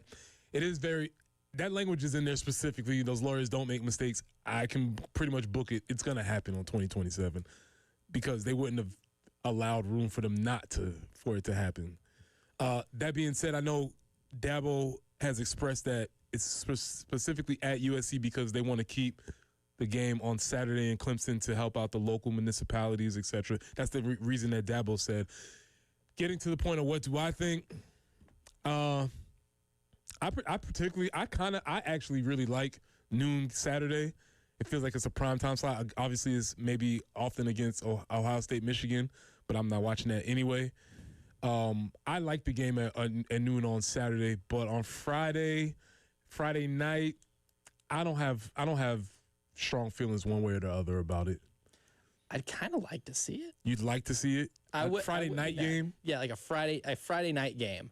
Just because if you do want to attract more eyeballs, which unfortunately a big part of college football now is attracting eyeballs, and we have inserted more ratings discourse in college football, enough to where it makes me sick. Because you know what? When I talk about the college football playoff and I talk about a potentially cool matchup with like Georgia Tech and Vanderbilt, you know what the last thing I want to hear is, well, what about the ratings? I don't care.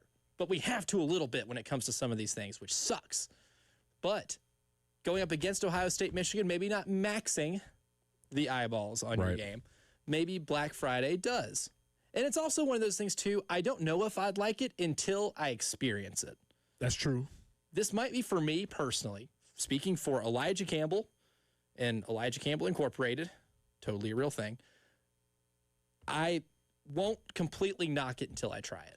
I'm fair with that. That's fair. I mean, everybody has different traditions that they have around Thanksgiving, and traditions are things that had to start one time.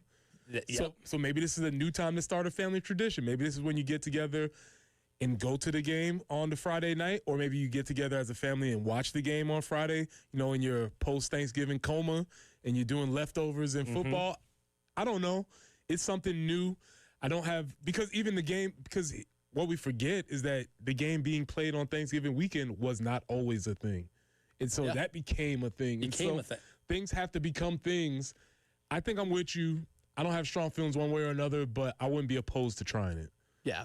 And then when it comes to like what I do on Thanksgiving anyway, I'm always in town on Thanksgiving. I don't go back home for that because we do a show on Friday. So no point in me driving 6.5 hours to see family, then come back. So I'm always here anyway. So it would have no effect on me personally, but I know for a lot of people that have centered their years around being able to go to this game on a specific day, that could be a lot different. And I completely understand that, which is why I'm really curious as to what you think. 803-404-6100, our Firehouse Subs text line.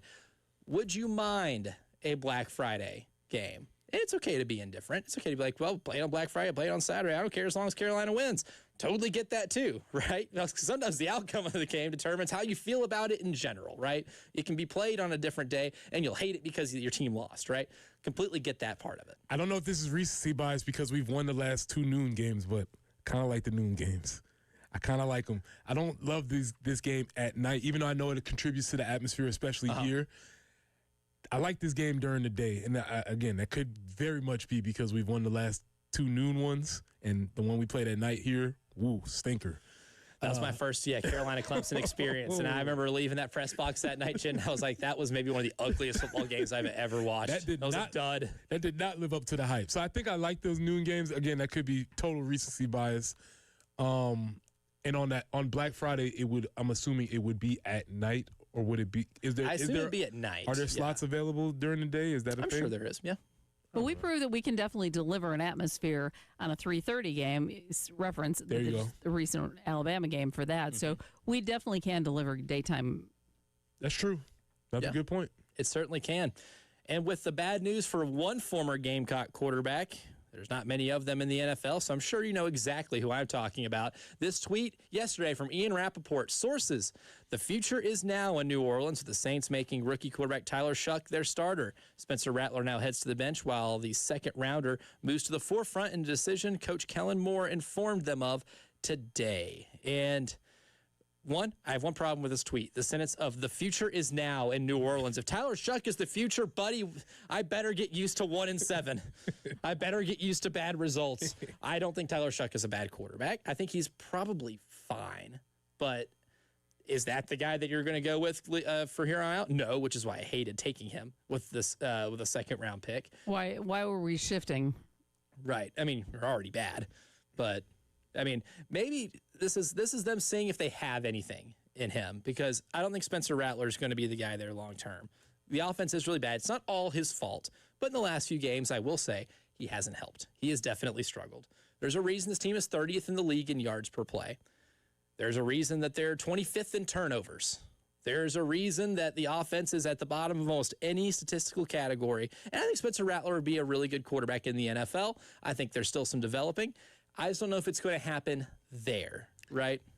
I think this move is made to see what they have in Tyler Shuck, to get an even sample size of both quarterbacks, see if that's something they would like to pursue. So to speak to that, one of the beat reporters ran down on Spencer, and they asked him a question. I thought this was really illuminated about Spencer's character. And they asked him, why did he stay for questions after getting benched? And this was what Spencer said. He said, you got to be a pro and you got to handle it the right way. Adversity is real, especially at this level. You just kind of have to take it on the chin and move on. You can't hang your head. So that's what Spencer said. So, I mean, that should Respect. that respects his situation. He obviously could have just left the locker room, not answered questions. I'm not taking questions today, but he stood up and took it. So much respect to Spencer on that. Spencer being a pro about adversity is exactly who we thought he was. We'll tell you who exactly is who we thought they were coming into the season next.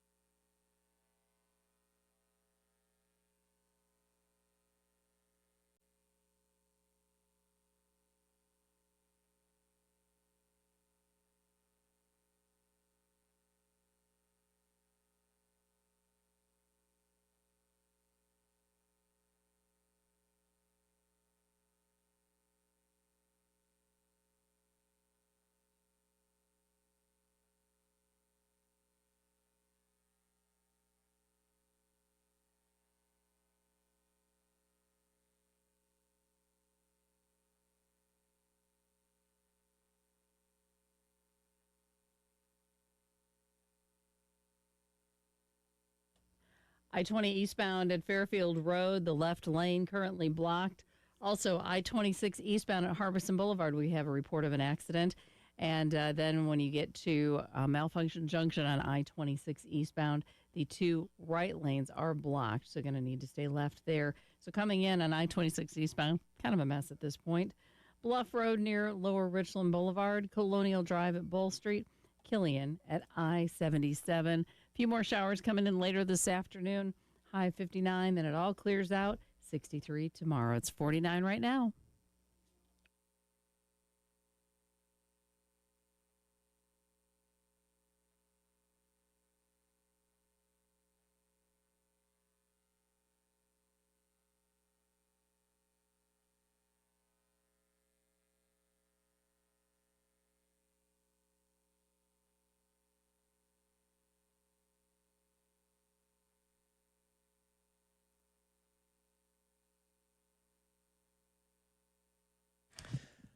Dennis Green, a wise man, rest in peace.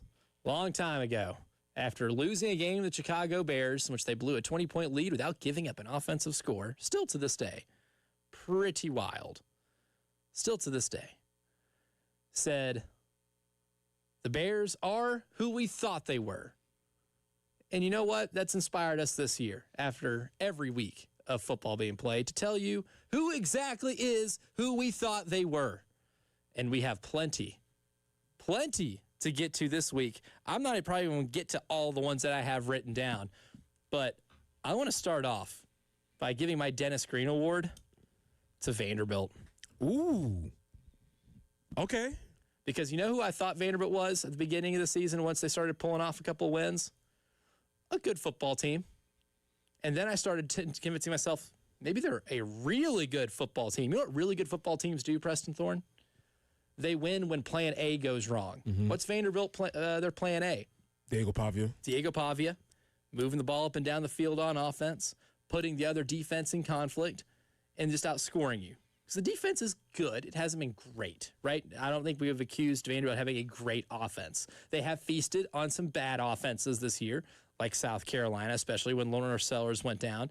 They were able to feast. They didn't really feast on LSU. LSU ended up scoring some points in that game. They gave up some offense to them. Alabama had their way with that defense. But defensively, they had 2 different goal line stands in that game against Missouri to win it. Diego Pavia didn't throw for many yards. Was it 120 or something like that? Something like that. It was a very low number. Vanderbilt did not play their A game. And plan A didn't exactly work. So for the Vanderbilt Commodores to win a game in which they had to scrap and claw it out, despite not playing their best and actually getting away with it, because really good teams find ways to win games, and they found a way to win that game. So the Doors, and I'm not talking about Jim Morrison, they are exactly who I thought they were. I like it. Let's file mine under the category of I wasn't wrong, I was just early. Ooh, I love those. Colorado Buffaloes, Deion Sanders, come on down. Oh, buddy. I've gained a lot of respect for Deion throughout this process. I was down on Deion the whole process. I didn't like the way he left Jackson State. I didn't think it was going to work. I'm still not a huge fan of Deion, but he has had some transparency that I think is admirable. Refreshing, yes. I would even say. That's a great word, refreshing. However, it's over. My boo, Kyle Whittingham, showed you what a real football program looks like. Smacked you up a couple of times, 53-7. And I think this is probably Deion's last year. Obviously, he's having some health issues. That's going to be I don't want to say scapegoat. That's going to be a way for him to conveniently let this chapter of his life end. And I think he's done very admirable, which I did not think was going to do, but I think it's over now. Are his sons done playing football? Most importantly. Well, one is, and the other one is still on the bench on Cleveland. But I was just saying, somehow I just see him being that coaching dad who's like, okay, I got my boys through college football, now I'm done. I think that was this kind of his plan the whole time, and he was going to hang on for one more year. But since it's not going well, he's probably looking around like, what am I here for? Because they're bad. They're not good. They don't have a Heisman Trophy winner. They don't have an NFL quarterback. They don't have an NFL receiver.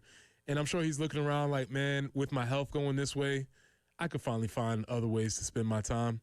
So I think that's over. So I wasn't wrong. I was just early, but Just I a little did gain early. respect. Texas A&M quarterback Marcel Reed, exactly who I thought you were. Again, I've covered this kid since he was in high school, and I remember having him on. I've been doing high school scoreboard shows for a few years now in multiple states. And I did him in Nashville. I remember having him on whenever the Lane Kiffin rumors were swirling because he's originally committed to Ole Miss. We had him on to talk about if he still wants to stay at Ole Miss, and then of course they were playing a state championship game the week after, in which they did lose to former Gamecock Eric Kimry in the Baylor school. Okay. But I remember him saying, I love Coach Kiffin, but even if he decides to leave, I'm still committed to Ole Miss. And then he did go to Texas A&M a little bit later. But great high school quarterback, one of the best high school quarterbacks I have ever watched when it comes to slinging the rock. Right, incredible arm talent, really good athleticism. Well, he goes to Death Valley and throws for over 200 and ran for over 100. He has turned himself into one of the best quarterbacks in college football. The powers that be are letting I know it. you love these immediate post-game sessions, but what are you seeing with your offense? Stop. Really? Is that the first question? We won the game 20-10. Try another question. What do you... Stop. We won the game. That was Brian Kelly being unlikable like he is. And we found out just how unlikable he is because he got fired, but he didn't get fired for being unlikable. When we found out that he was unlikable is because when he got fired, we saw nobody come to his rescue. No former players, no former coaches, no former staff members. Usually when somebody gets fired, we saw it here when Lonnie got fired. He's a great man. I really hate that this is happening to him.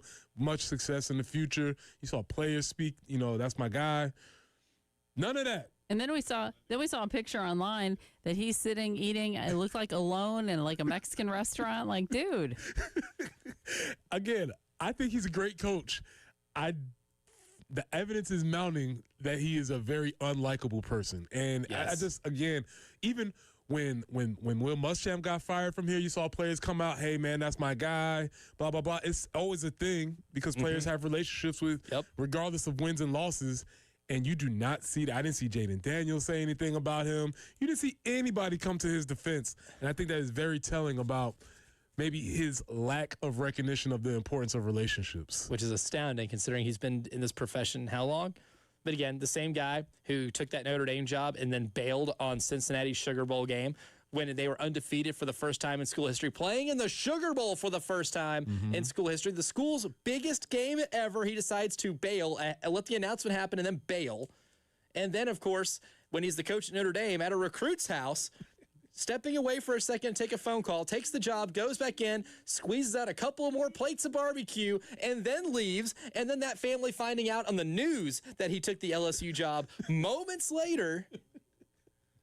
The evidence is mounting that Brian Kelly is exactly who we thought he was. Exactly. And, of course, real quick, I want to put in Navy because they're undefeated. Are they? Navy's undefeated. Interesting. Navy can play in the college football playoff. And quarterback Blake Horvath, 174 yards this past weekend against Florida Atlantic. 4 touchdowns. Insert who you thought you are, I am. Because that's who Army thinks they are, but it's actually Navy. It's Navy. Who do you think you are? I am. And Navy, again, don't look now. Maybe a chance. If they win the American Conference, did not realize that. We might have college football playoff Navy. We just might. It's getting closer. But now it's time, as we do every week, to air out our grievances and put some folks on the line. That's next.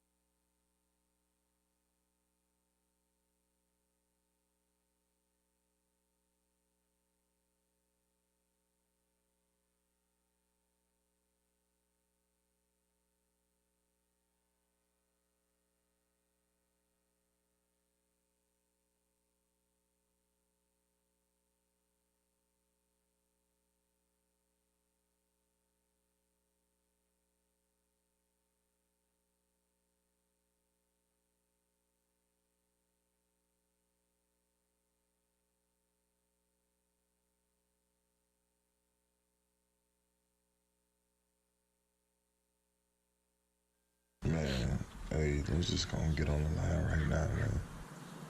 My patience is running thin. You're all running out of time. You was late to my practice, sir? Everybody on the line. Come on. Oh, everybody on the line.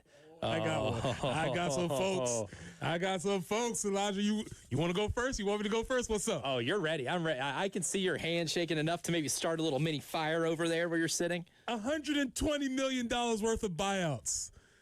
You're responsible for a lot of it, all of it. Maybe the biggest buyout giver in the world. You want some free money? I'll give it to you. You want some free money? I'll give it to you. LSU Athletic Director Scott Woodward. Oh, come here, son. Why do you like giving away money to coaches so much? Did you love that feeling when you gave Jimbo $70 million? Apparently you did, because now you are going to give Brian Kelly $50 million. For all the ADs out there giving out buyouts, Scott Woodward, get on the line. Oh, I know Jimmy Sexton loves to see Scott Woodward coming. Oh, I know Jimmy Sexton loves it. Oh. It'd be like, if you're Shaq and you're running down the lane, you see Muggsy Bogues trying to post you up, licking your chops. It's a mismatch. So when a buyout is being paid out, then Jimmy goes ahead and collects. And I'm sure whatever his agent fee is, he is excited to collect. He's getting a portion of that. He's getting a healthy portion of that immediately, just like the coaches. That's insane.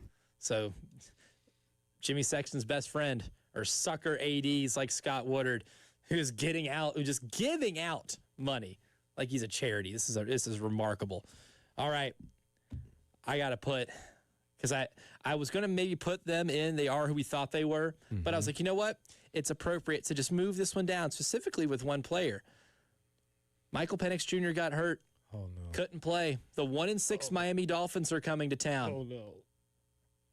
You are paid a lot of money as a backup quarterback. The highest paid backup quarterback maybe ever in the history of the National Football League.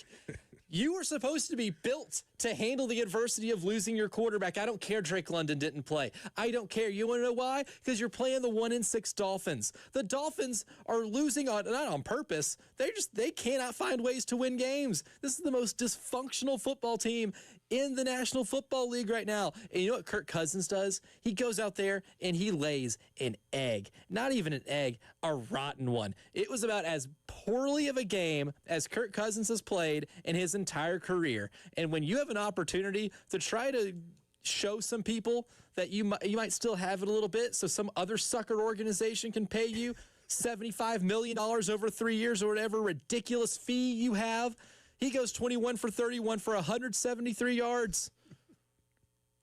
They lose 34-10 in a division that is increasingly winnable whenever the Buccaneers finally start dropping games.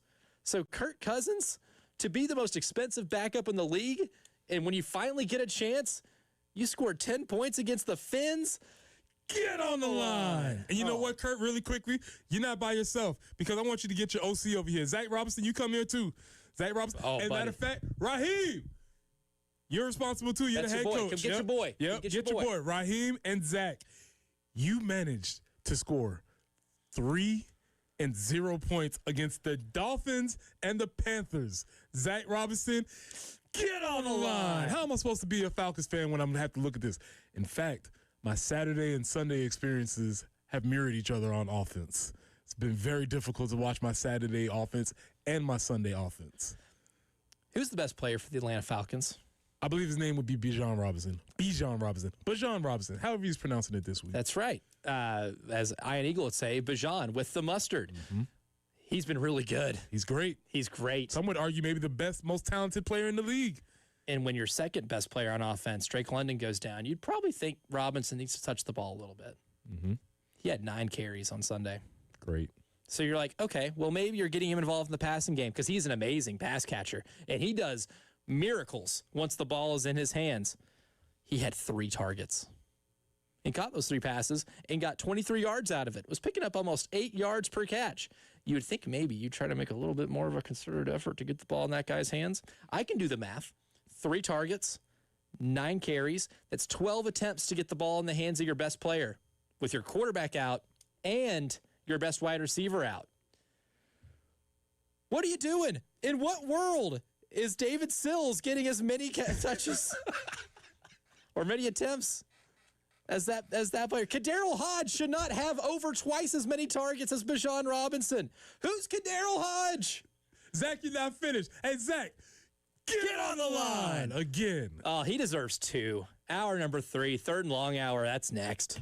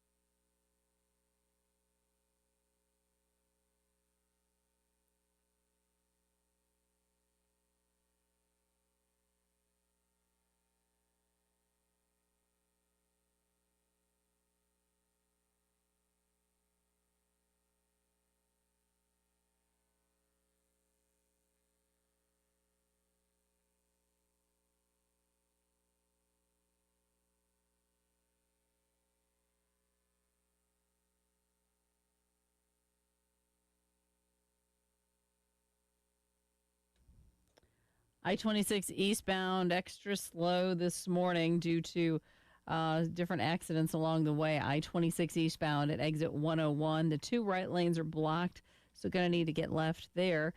And then get past that, there's an accident I-26 eastbound at Harbison Boulevard. So if you can map out an alternate route, that would be fantastic, or just pack some patience. Veterans Road at Atlas Road, also a report of an accident. Some late day rain coming in, 59 for the high today. Again, should be coming in later in the afternoon, 4 or 5 o'clock, somewhere in there. The overnight low 46, so layering up is going to be important once again. 63 with clear skies tomorrow, but the overnight low of 42. Going to be extra chilly. Right now, 50 on the early game.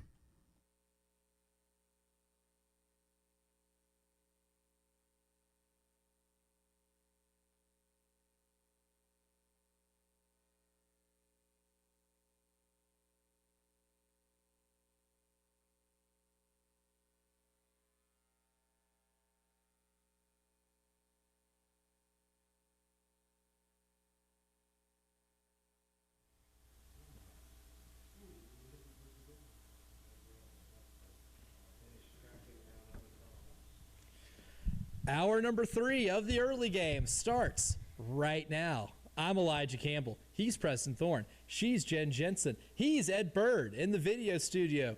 And our fantastic engineer, Randy Young, roaming the premises, making sure nothing catches on fire or that we don't break anything, because that's a real concern when I'm sitting around cords and things that are breakable. It's the early game, 3rd and long hour. And last segment, we were putting folks on the line. And we got a text on our own personal text lines. Not sponsored by Firehouse Subs, but they could be. Mm-hmm. We get a text from Terry Ford, and he has a nominee. And he says, for picking the Falcons as your team, Preston Thorne, get on the line. You're right. You're right. He's right. I chose this life. You did. And I'll give you a break, though. You followed the exercise. Because for those who might not have caught it during the summer, when Preston was a fan free agent, I came up with a bunch of criteria to try to figure out what Preston Thorne really likes in a football team, to try to matchmake him with the team in the NFL this year, right? Based on, running tendencies, identity on defense, history of a franchise, whether or not he's a bandwagon fan or not. We've tried to get to the heart of what Preston Thorne's football-loving soul is. And overwhelmingly, the Atlanta Falcons this year were that team. It fit a lot. They checked a ton of boxes of what Preston Thorne wanted. He didn't pick them. They picked Preston. That is correct. That is correct. It is so correct. The Falcons found me like 8-4 finds Texas A&M. Just lurking. They found me. No matter where you run in this maze, you're eventually going to take a right or left turn and go right into them. Yesterday we talked about choose your own adventure books. Preston Thorne over the summer was reading this Choose Your Own Adventure book, NFL Fandom Edition, and he keeps flipping. He makes a decision here, flips to that page, makes another decision here.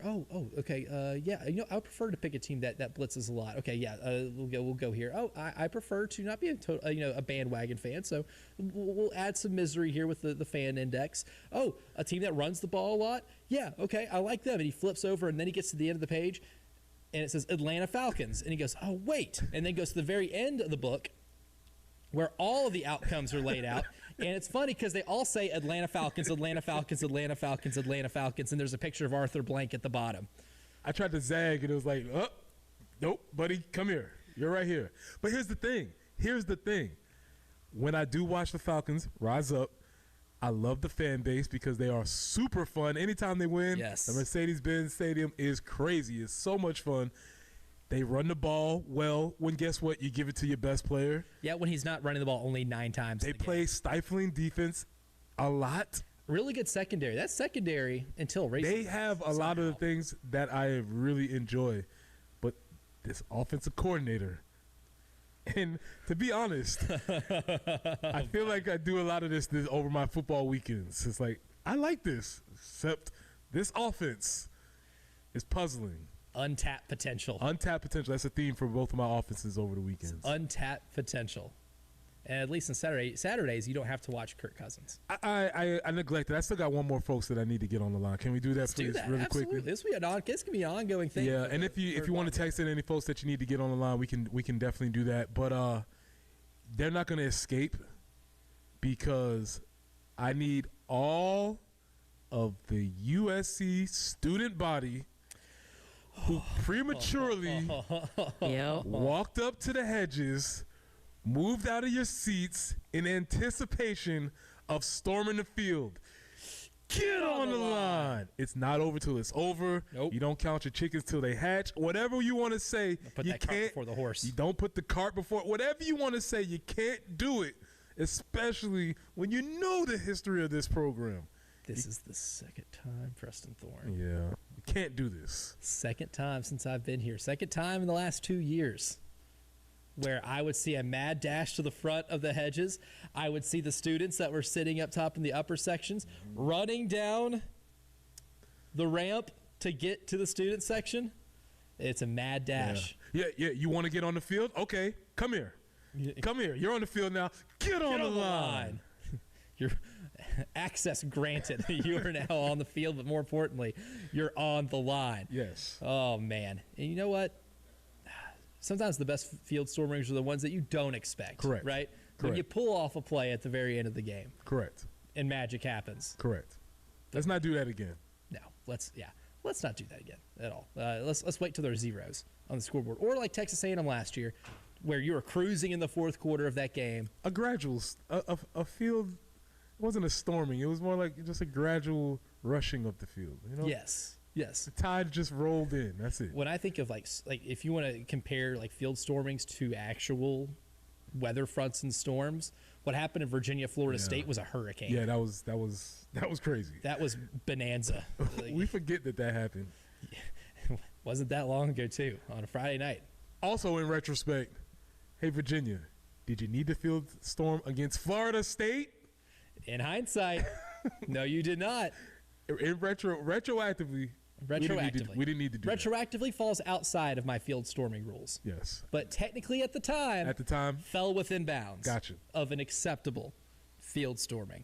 Field storming is just one of many things that make college football very unique. And another one is the cutthroat business of being a coach in college football, especially at a high-level program. And this year, we have seen more craziness in the coaching carousel than I can remember before a season ends. I've lived through some crazy coaching carousels. I've lived through some crazy off seasons where one thing happens and that causes a chain reaction that ultimately defines a college football off season. But I've never seen so many large buyouts, big-time, shocking firings happen before we even got to November, right? We've seen James Franklin.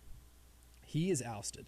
We saw UCLA fire Deshaun Foster before October, mind you. They didn't wait very long to fire him because those results were bad. James Franklin fired in early October.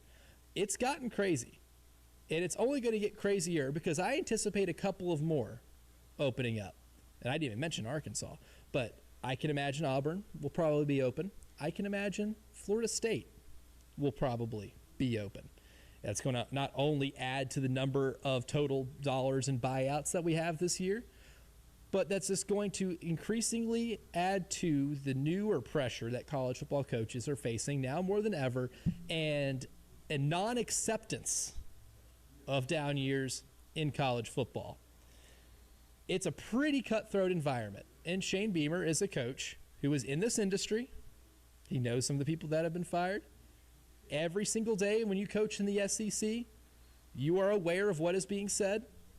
You are aware of the ecosystem surrounding you. That could be a lot to coach under. But he also is able to provide a perspective that we don't have. I've never been a college football coach. I've never coached at that level. I don't face that type of pressure at my job on a week-to-week basis.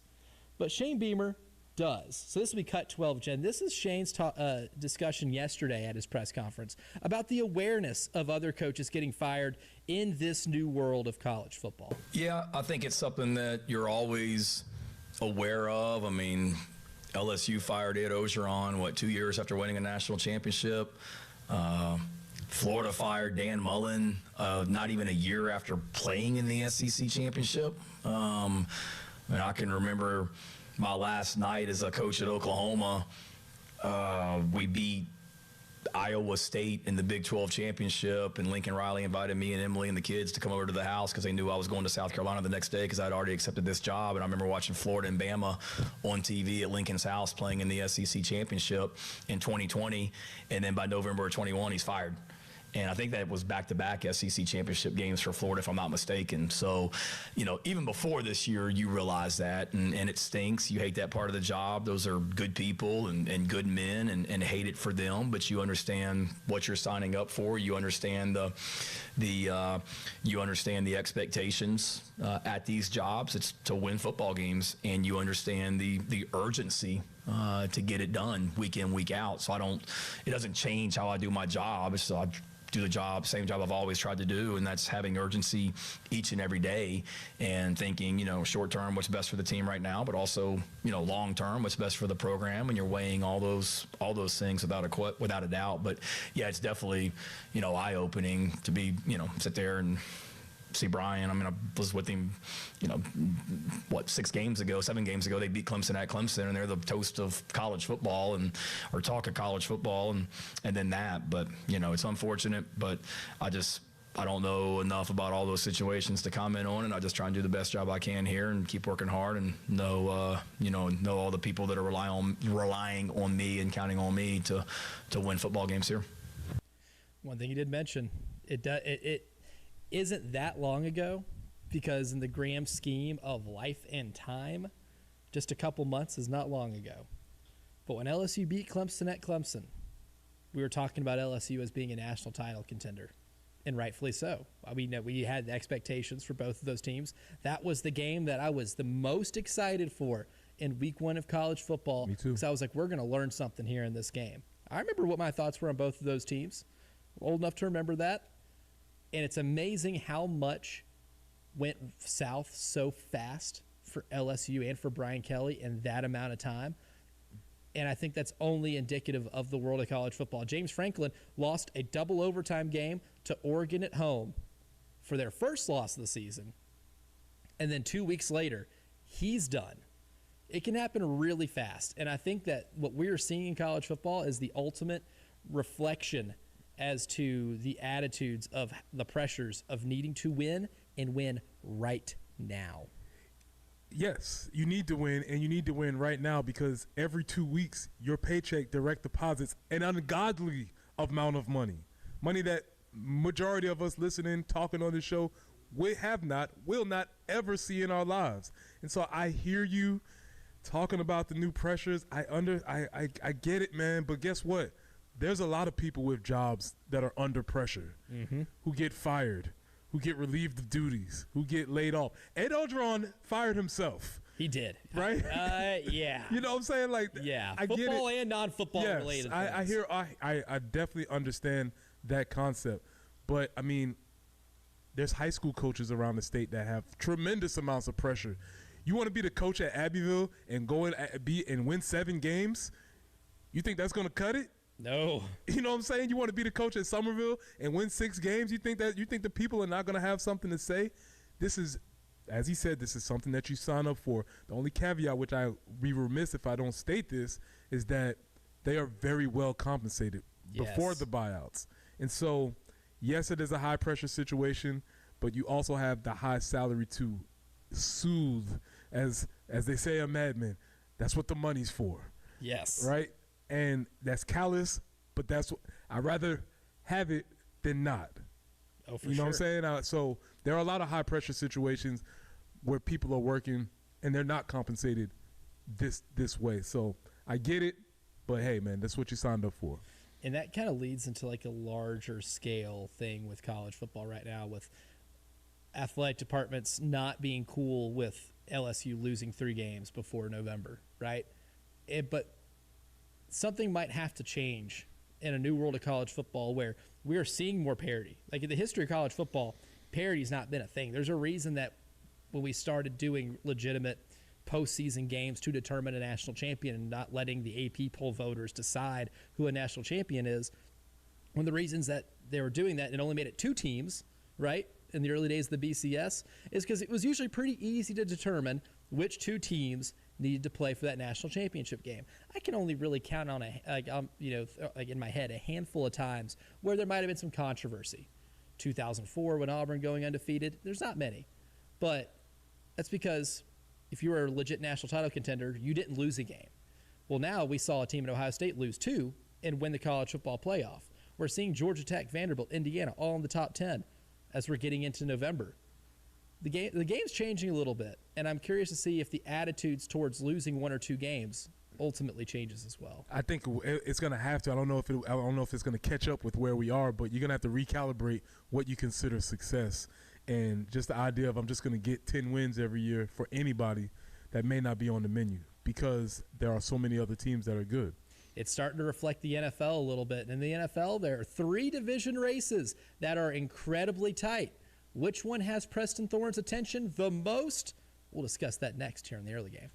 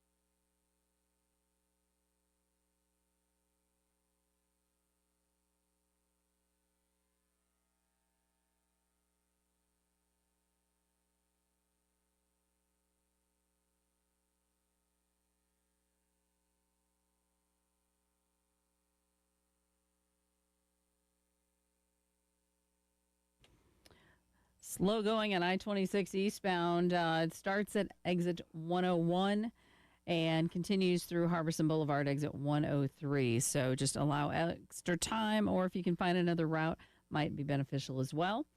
Veterans Road at Atlas Road, also report of an accident. Chance for showers today, a little increased chance this afternoon after about 4 o'clock. 59 for the high, overnight low of 46. Tomorrow, we're done with the rain. We're loving that.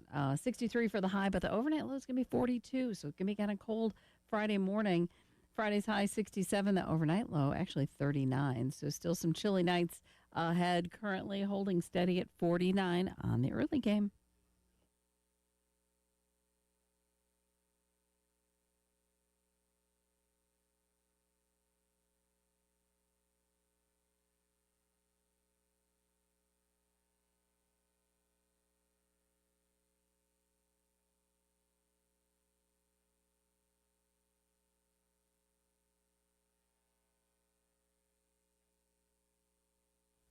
We're about halfway through the NFL season, and there is a lot of intrigue in a few divisions. We have 3 divisions right now where spots 1 through 3 are all separated by one single game. Those divisions, the AFC West, where the Broncos are 6-2, the Chargers are 5-3, the Chiefs are 5-3. We also have the NFC North. The Green Bay Packers at 5-1-1, because ties are dumb. Detroit Lions are 5-2, and Jen Jensen's Chicago Bears are 4-3. And then in the NFC West, the Seattle Seahawks are 5-2, the Los Angeles Rams are 5-2, and the San Francisco 49ers are 5-3. There's 3 divisions with incredible log jams and incredible intrigue. Preston Thorne, if you only had to keep up with one of these divisions, let's say you had NFL Sunday Ticket, but they're only going to limit you to only one of these 3 division races. The one you're most intrigued with would be? The NFC Black and Blue Central, right? The North. NFC North. Or as Chris Berman called the NFC North division. Yeah. That one's good. Those dudes, I like everybody in that conference, because in that division, because you have the Lions, who are on the cusp of doing something really cool. The Packers, who people I don't think are paying much attention to, at least I'm not, even though they're really good. A quiet 5-1-1? Just quietly humming along. They have the quarterback. They got the edge rusher. I think the coach is good. I like what's happening there. And then the subplot of Chicago coming along. It's amazing what happens when you get a coach, an adult in the building that has some grasp on how to handle things. Jen, I know it's weird. It's a foreign concept. It's a weird thing that can happen, and so you change the coach, you change the culture, and things are trending in the right direction. So that's the one I'll be paying most attention to. I think the one that I'm most intrigued with is the AFC West. Okay. All 3 teams that we mentioned all have positive point differentials.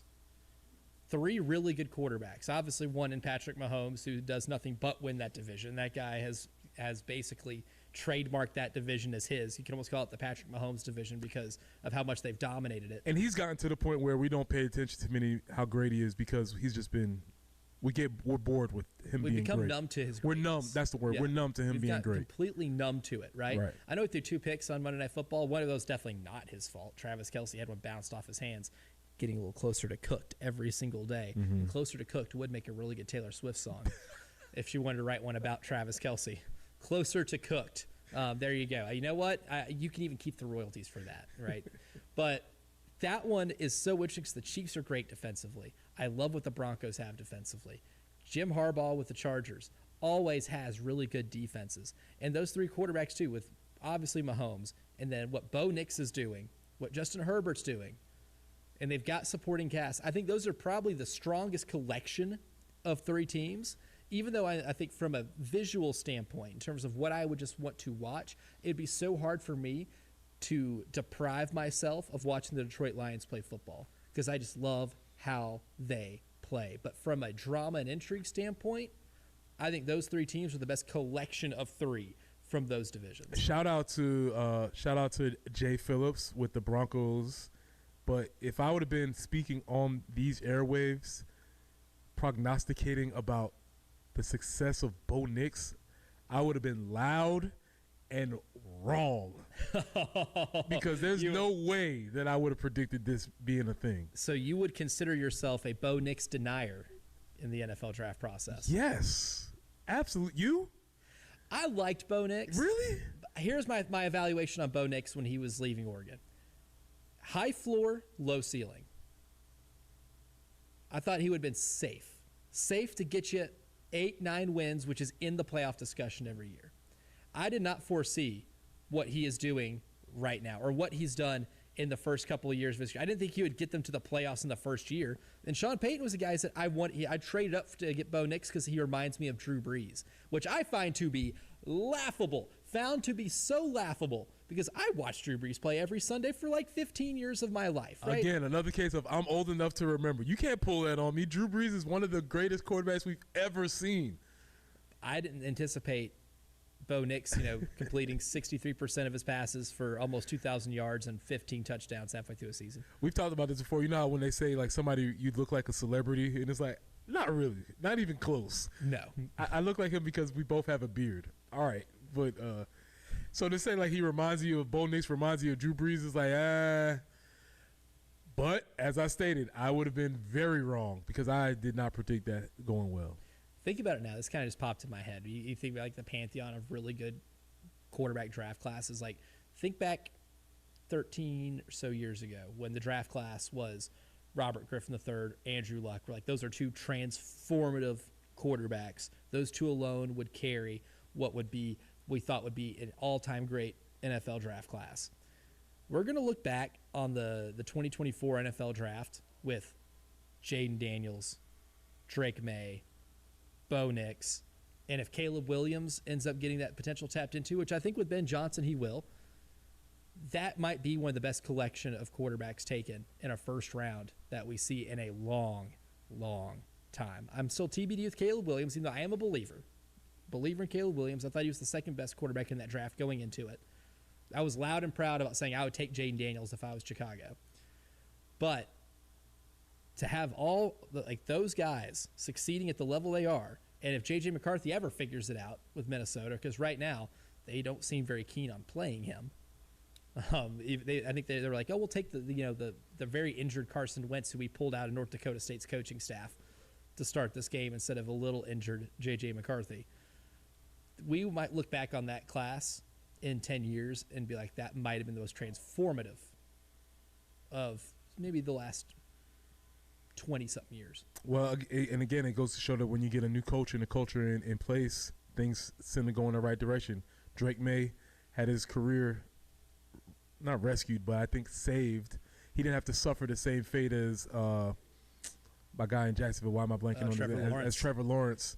It wasn't that bad. It wasn't that bad, but that seems to be going in the right direction. Really quickly, as you were saying that, I had to make sure I was correct. You left out of that illustrious draft class somebody that we had just brought up earlier. Yes, RG3 was drafted that year. Yes, Andrew Luck was drafted that year.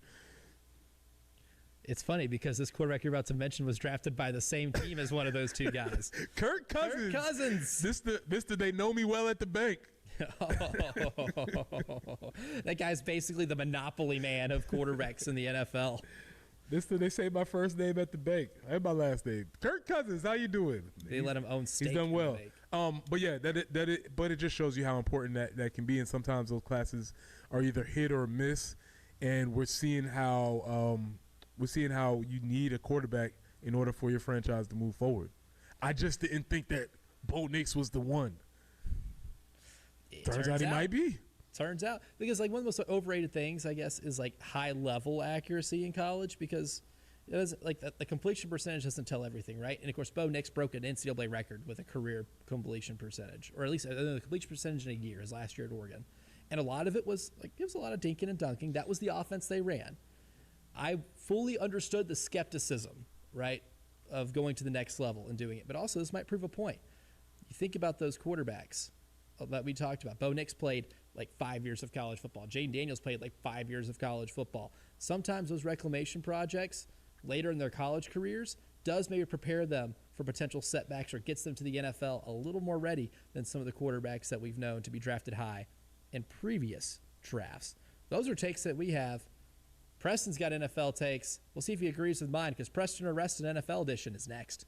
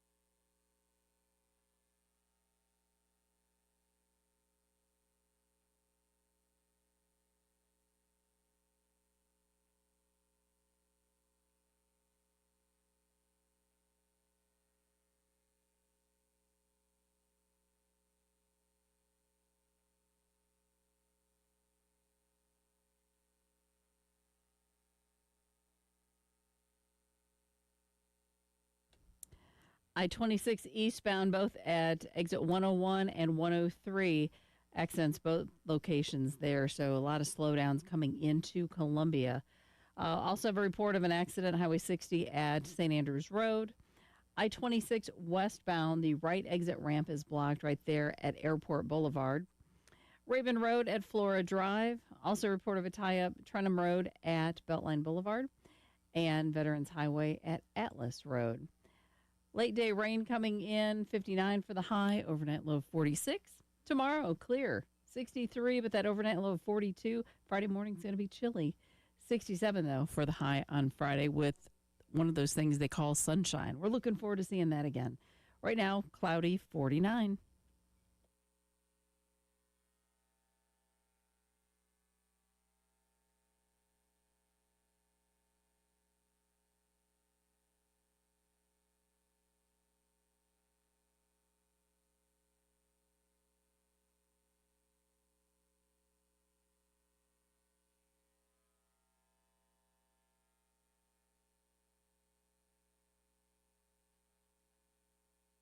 My favorite segments, because we're halfway through the NFL season and takery is in full swing.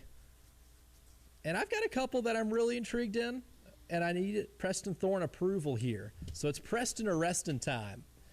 And I want to start off with the last of the Mohicans, and by that I mean last of a long line of great Wisconsin running backs. One Jonathan Taylor, who as of so far this year, 850 yards, almost 6 yards a carry, 12 rushing touchdowns, and a multitude of receiving touchdowns. He's on pace for over 2,000 yards from scrimmage this year. The Indianapolis Colts are 7-1. They're currently occupying the top spot, not just in the AFC South, but the AFC overall. I know Jen's happy. I know Blue's happy. But we need to start including Jonathan Taylor in NFL MVP discussions. Preston or Reston? Preston, obviously. It's Preston because he is solidifying what that offense is. And to be honest, if I was picking mid-year, they're playing the style of ball that I really enjoy to watch, right? They're running the ball. Quarterback's a game manager in the best possible way. They're doing a lot of things that are really impressive offensively. Yeah, you have to include them, which is funny because you just remember last year they were like, hey, we're not going to pay you. We don't want you to sign a long-term deal. And he's like, I think you should. And you probably should. And it seems like it's working out. So that was a smart decision by everybody. Preston. And in terms of maybe running back load management, because I know the curse of 370 is something that teams are absolutely terrified of, and rightly so. The only running back to really buck the trend of having a year where they carried the ball 370 times in a season and still went on to have successful years in their career was Derrick Henry. And we have never seen a running back like Derrick Henry. You probably will never see a running back like Derrick Henry ever again. Jonathan Taylor, more of a traditional running back build and mold. He is on pace to not get 370 carries this year. They'll get him a little under that, right? So maybe paying him long term at the age of 26, you could probably pay him a pretty good deal over the course of 5 years, and it maybe not aging poorly like some other running back. Yeah, you probably assume, hey, we're going to do 5 years. The last two, maybe not. We'll see what works with that. But you have a very short window with a transformative player, and you got to get it done. In terms of interesting team case studies, I put the Cincinnati Bengals in kind of their own box, right? An offense built to score 40 points a game in a National Football League where obviously defenses are filled with pros. An offense that is ahead of the game but loses the quarterback, and you're not getting him back till at least December. And you've tried to make it work. The Jake Browning experiment failed horribly. Jake Browning took Washington to a 4-team college football playoff, old enough to remember that, but replaced him with the corpse of Joe Flacco, who, according to my pal Derek Mason, could throw a football through a hurricane. It looked like it was working for a little bit, but they did something that no team in the NFL has done this year. They lost to the New York Jets, 39-38, despite having multiple two-score leads throughout that game. So, Preston, the Bengals loss to the Jets officially dooms them. We can consider the Cincinnati Bengals cooked. Put them on the grill. You hear that? That's the gas grill cooking. Turn it on, cook them. Yeah, that's not going to work. There was already questions about the roster as far as how much money they had to distribute to Joe and the wide receivers, which I guess that was their path to victory. Yeah, they're done. And also the old D-end that they just invested a bunch of money in, he just ended up getting hurt also. See where that ends up. I think they made the right decision by only signing a 1-year deal with that. I think that was probably the right decision, but I think they're cooked. And considering and resting. Unfortunately, Demetrius Knight having a fantastic season. Yeah. He's like the lone bright spot. I have a close friend who's a Bengals fan, and it's every week I get a Demetrius Knight appreciation text. Good for him. He loves Demetrius Knight. I remember telling him when they drafted him, I said, you're going to love this guy. You're going to absolutely love this guy. And Demetrius Knight can only do so much because that Bengals defense did ultimately, as a team, gave up 39 points to the helpless New York Jets. Preston arrested. This might be my spiciest one yet. The quarterback playing the best ball in the AFC right now is Drake May. I hear you. They're doing things. He's always had all the tools. Very interesting to think back to that game 2 years ago when it was Spencer Rattler versus Drake May and their NFL fates right now. Obviously, unfortunately, we heard about Spencer's, and we're seeing Drake on the ascent. Preston. Oh, I thought you were getting ready to zag. I mean, I would say on a curve. Okay. I'm going to be a victim of taking Mahomes for granted. Yes. And taking maybe Justin Herbert's playing pretty well too. But I'm going to still roll with it. I'm going to still go with Preston. Because right now, if we look at Drake May, he's thrown for 2,026 yards, 15 touchdowns, 3 interceptions, on pace to throw for over 4,000 yards, 30 touchdowns, fewer than 7 picks, and he's completing 75% of his passes. 75. And you look through a couple of the games this year, you go back to that game in Tennessee where Mike Vrabel got his revenge against the Titans. He had a game that you don't see often where a quarterback throws as many touchdowns as incompletions and still throws the ball more than 20 times. I think that alone made me be like, oh, goodness. I know the Titans aren't world beaters by any means, and you talk about a team that's cooked, a franchise that is cooked. The Tennessee Titans are cooked. But what Drake May did to them is something that even against bad teams, even against air, might be hard to accomplish at times. 21 for 23, 2 touchdowns, 222 yards, 91% of his passes. It's pretty impressive what he's been able to do so far for them, and they're 6-2. The Buffalo Bills aren't first in that division. The New England Patriots are right now. Currently sitting in first place in that division. But let me stress test your take. You wouldn't trade quarterbacks with them if you were the Buffalo Bills, would you? No. Okay. No. Okay. But that's why I wrote heavily. I underlined the best ball right now. Right now. This very second. Okay. And also the Bills bludgeoned the Panthers without Josh Allen having to do much, right? Having to do much. They've actually, that offense is built very well with James Cook running the ball. He doesn't have to be the MVP at times for them to be able to win games. Preston Arreston. The Steelers' defense will actually be the thing that prevents them from winning a vulnerable division. Spicy. Jordan Love torched them on Sunday night. Oh, man. Preston. And that might be the straw that breaks the Tomlin's back. Yeah. Because if the all complaints is always that you can't get the offense right, and if the defense isn't right, that's what you do, Mike. That might be the one that convinces some people to make some changes. I don't know. That's spicy though, and I'm rolling with it. But you know what's more atrocious than what the Steelers' defense has looked like at times this year? Those god awful uniforms they wore. Oh my on Sunday gosh. night. Charlie Brown, Bumblebee from the Transformers. Can we keep going? I was thinking, like atrocity, sinful, insulting to humanity. Hey, uniform designer, get on the line. Get on the line. Exactly. The Bumblebee jerseys, the matte yellow helmets, the khaki pants. Duct tape for the shoulder pads. I'm typing on my laptop, getting ready for the show on Monday. My little sister who is in town visiting, we have the game on in the background, and all I hear is, what the bleep are the Steelers wearing? And I look up and I'm like, oh my God. Wait a second. We didn't plan to go here, but we let them off the hook. Hey, Miami Hurricanes uniforms from this past weekend, get on the line. Those were dueling as maybe the two worst possible uniforms of the weekend. Camouflage jerseys. How can I throw to my receivers if I can't see them? Those jerseys aren't winners, but we'll give our winners for the show next.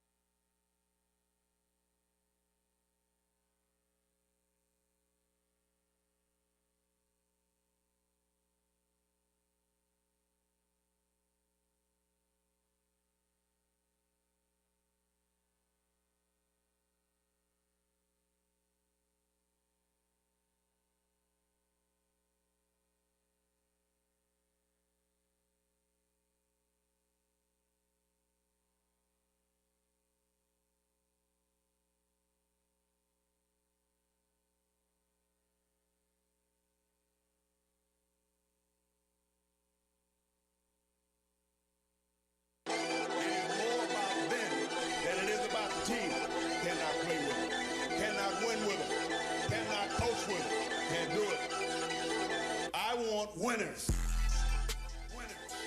Oh, and we have winners for you, Coach.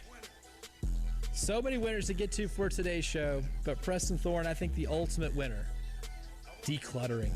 Yes. Cleaning out the closet. Yes. Not to sound like Eminem, Yes. but that's what this Gamecock offense is seemingly doing, is cleaning out the closet by taking away a lot of the plays that don't work and saying, hey, going into Alabama, we're going to limit the variety of plays, less or more playing, less thinking. It seemed to work just by virtue of scoring more offensive points against Alabama than you have scored in any game this season.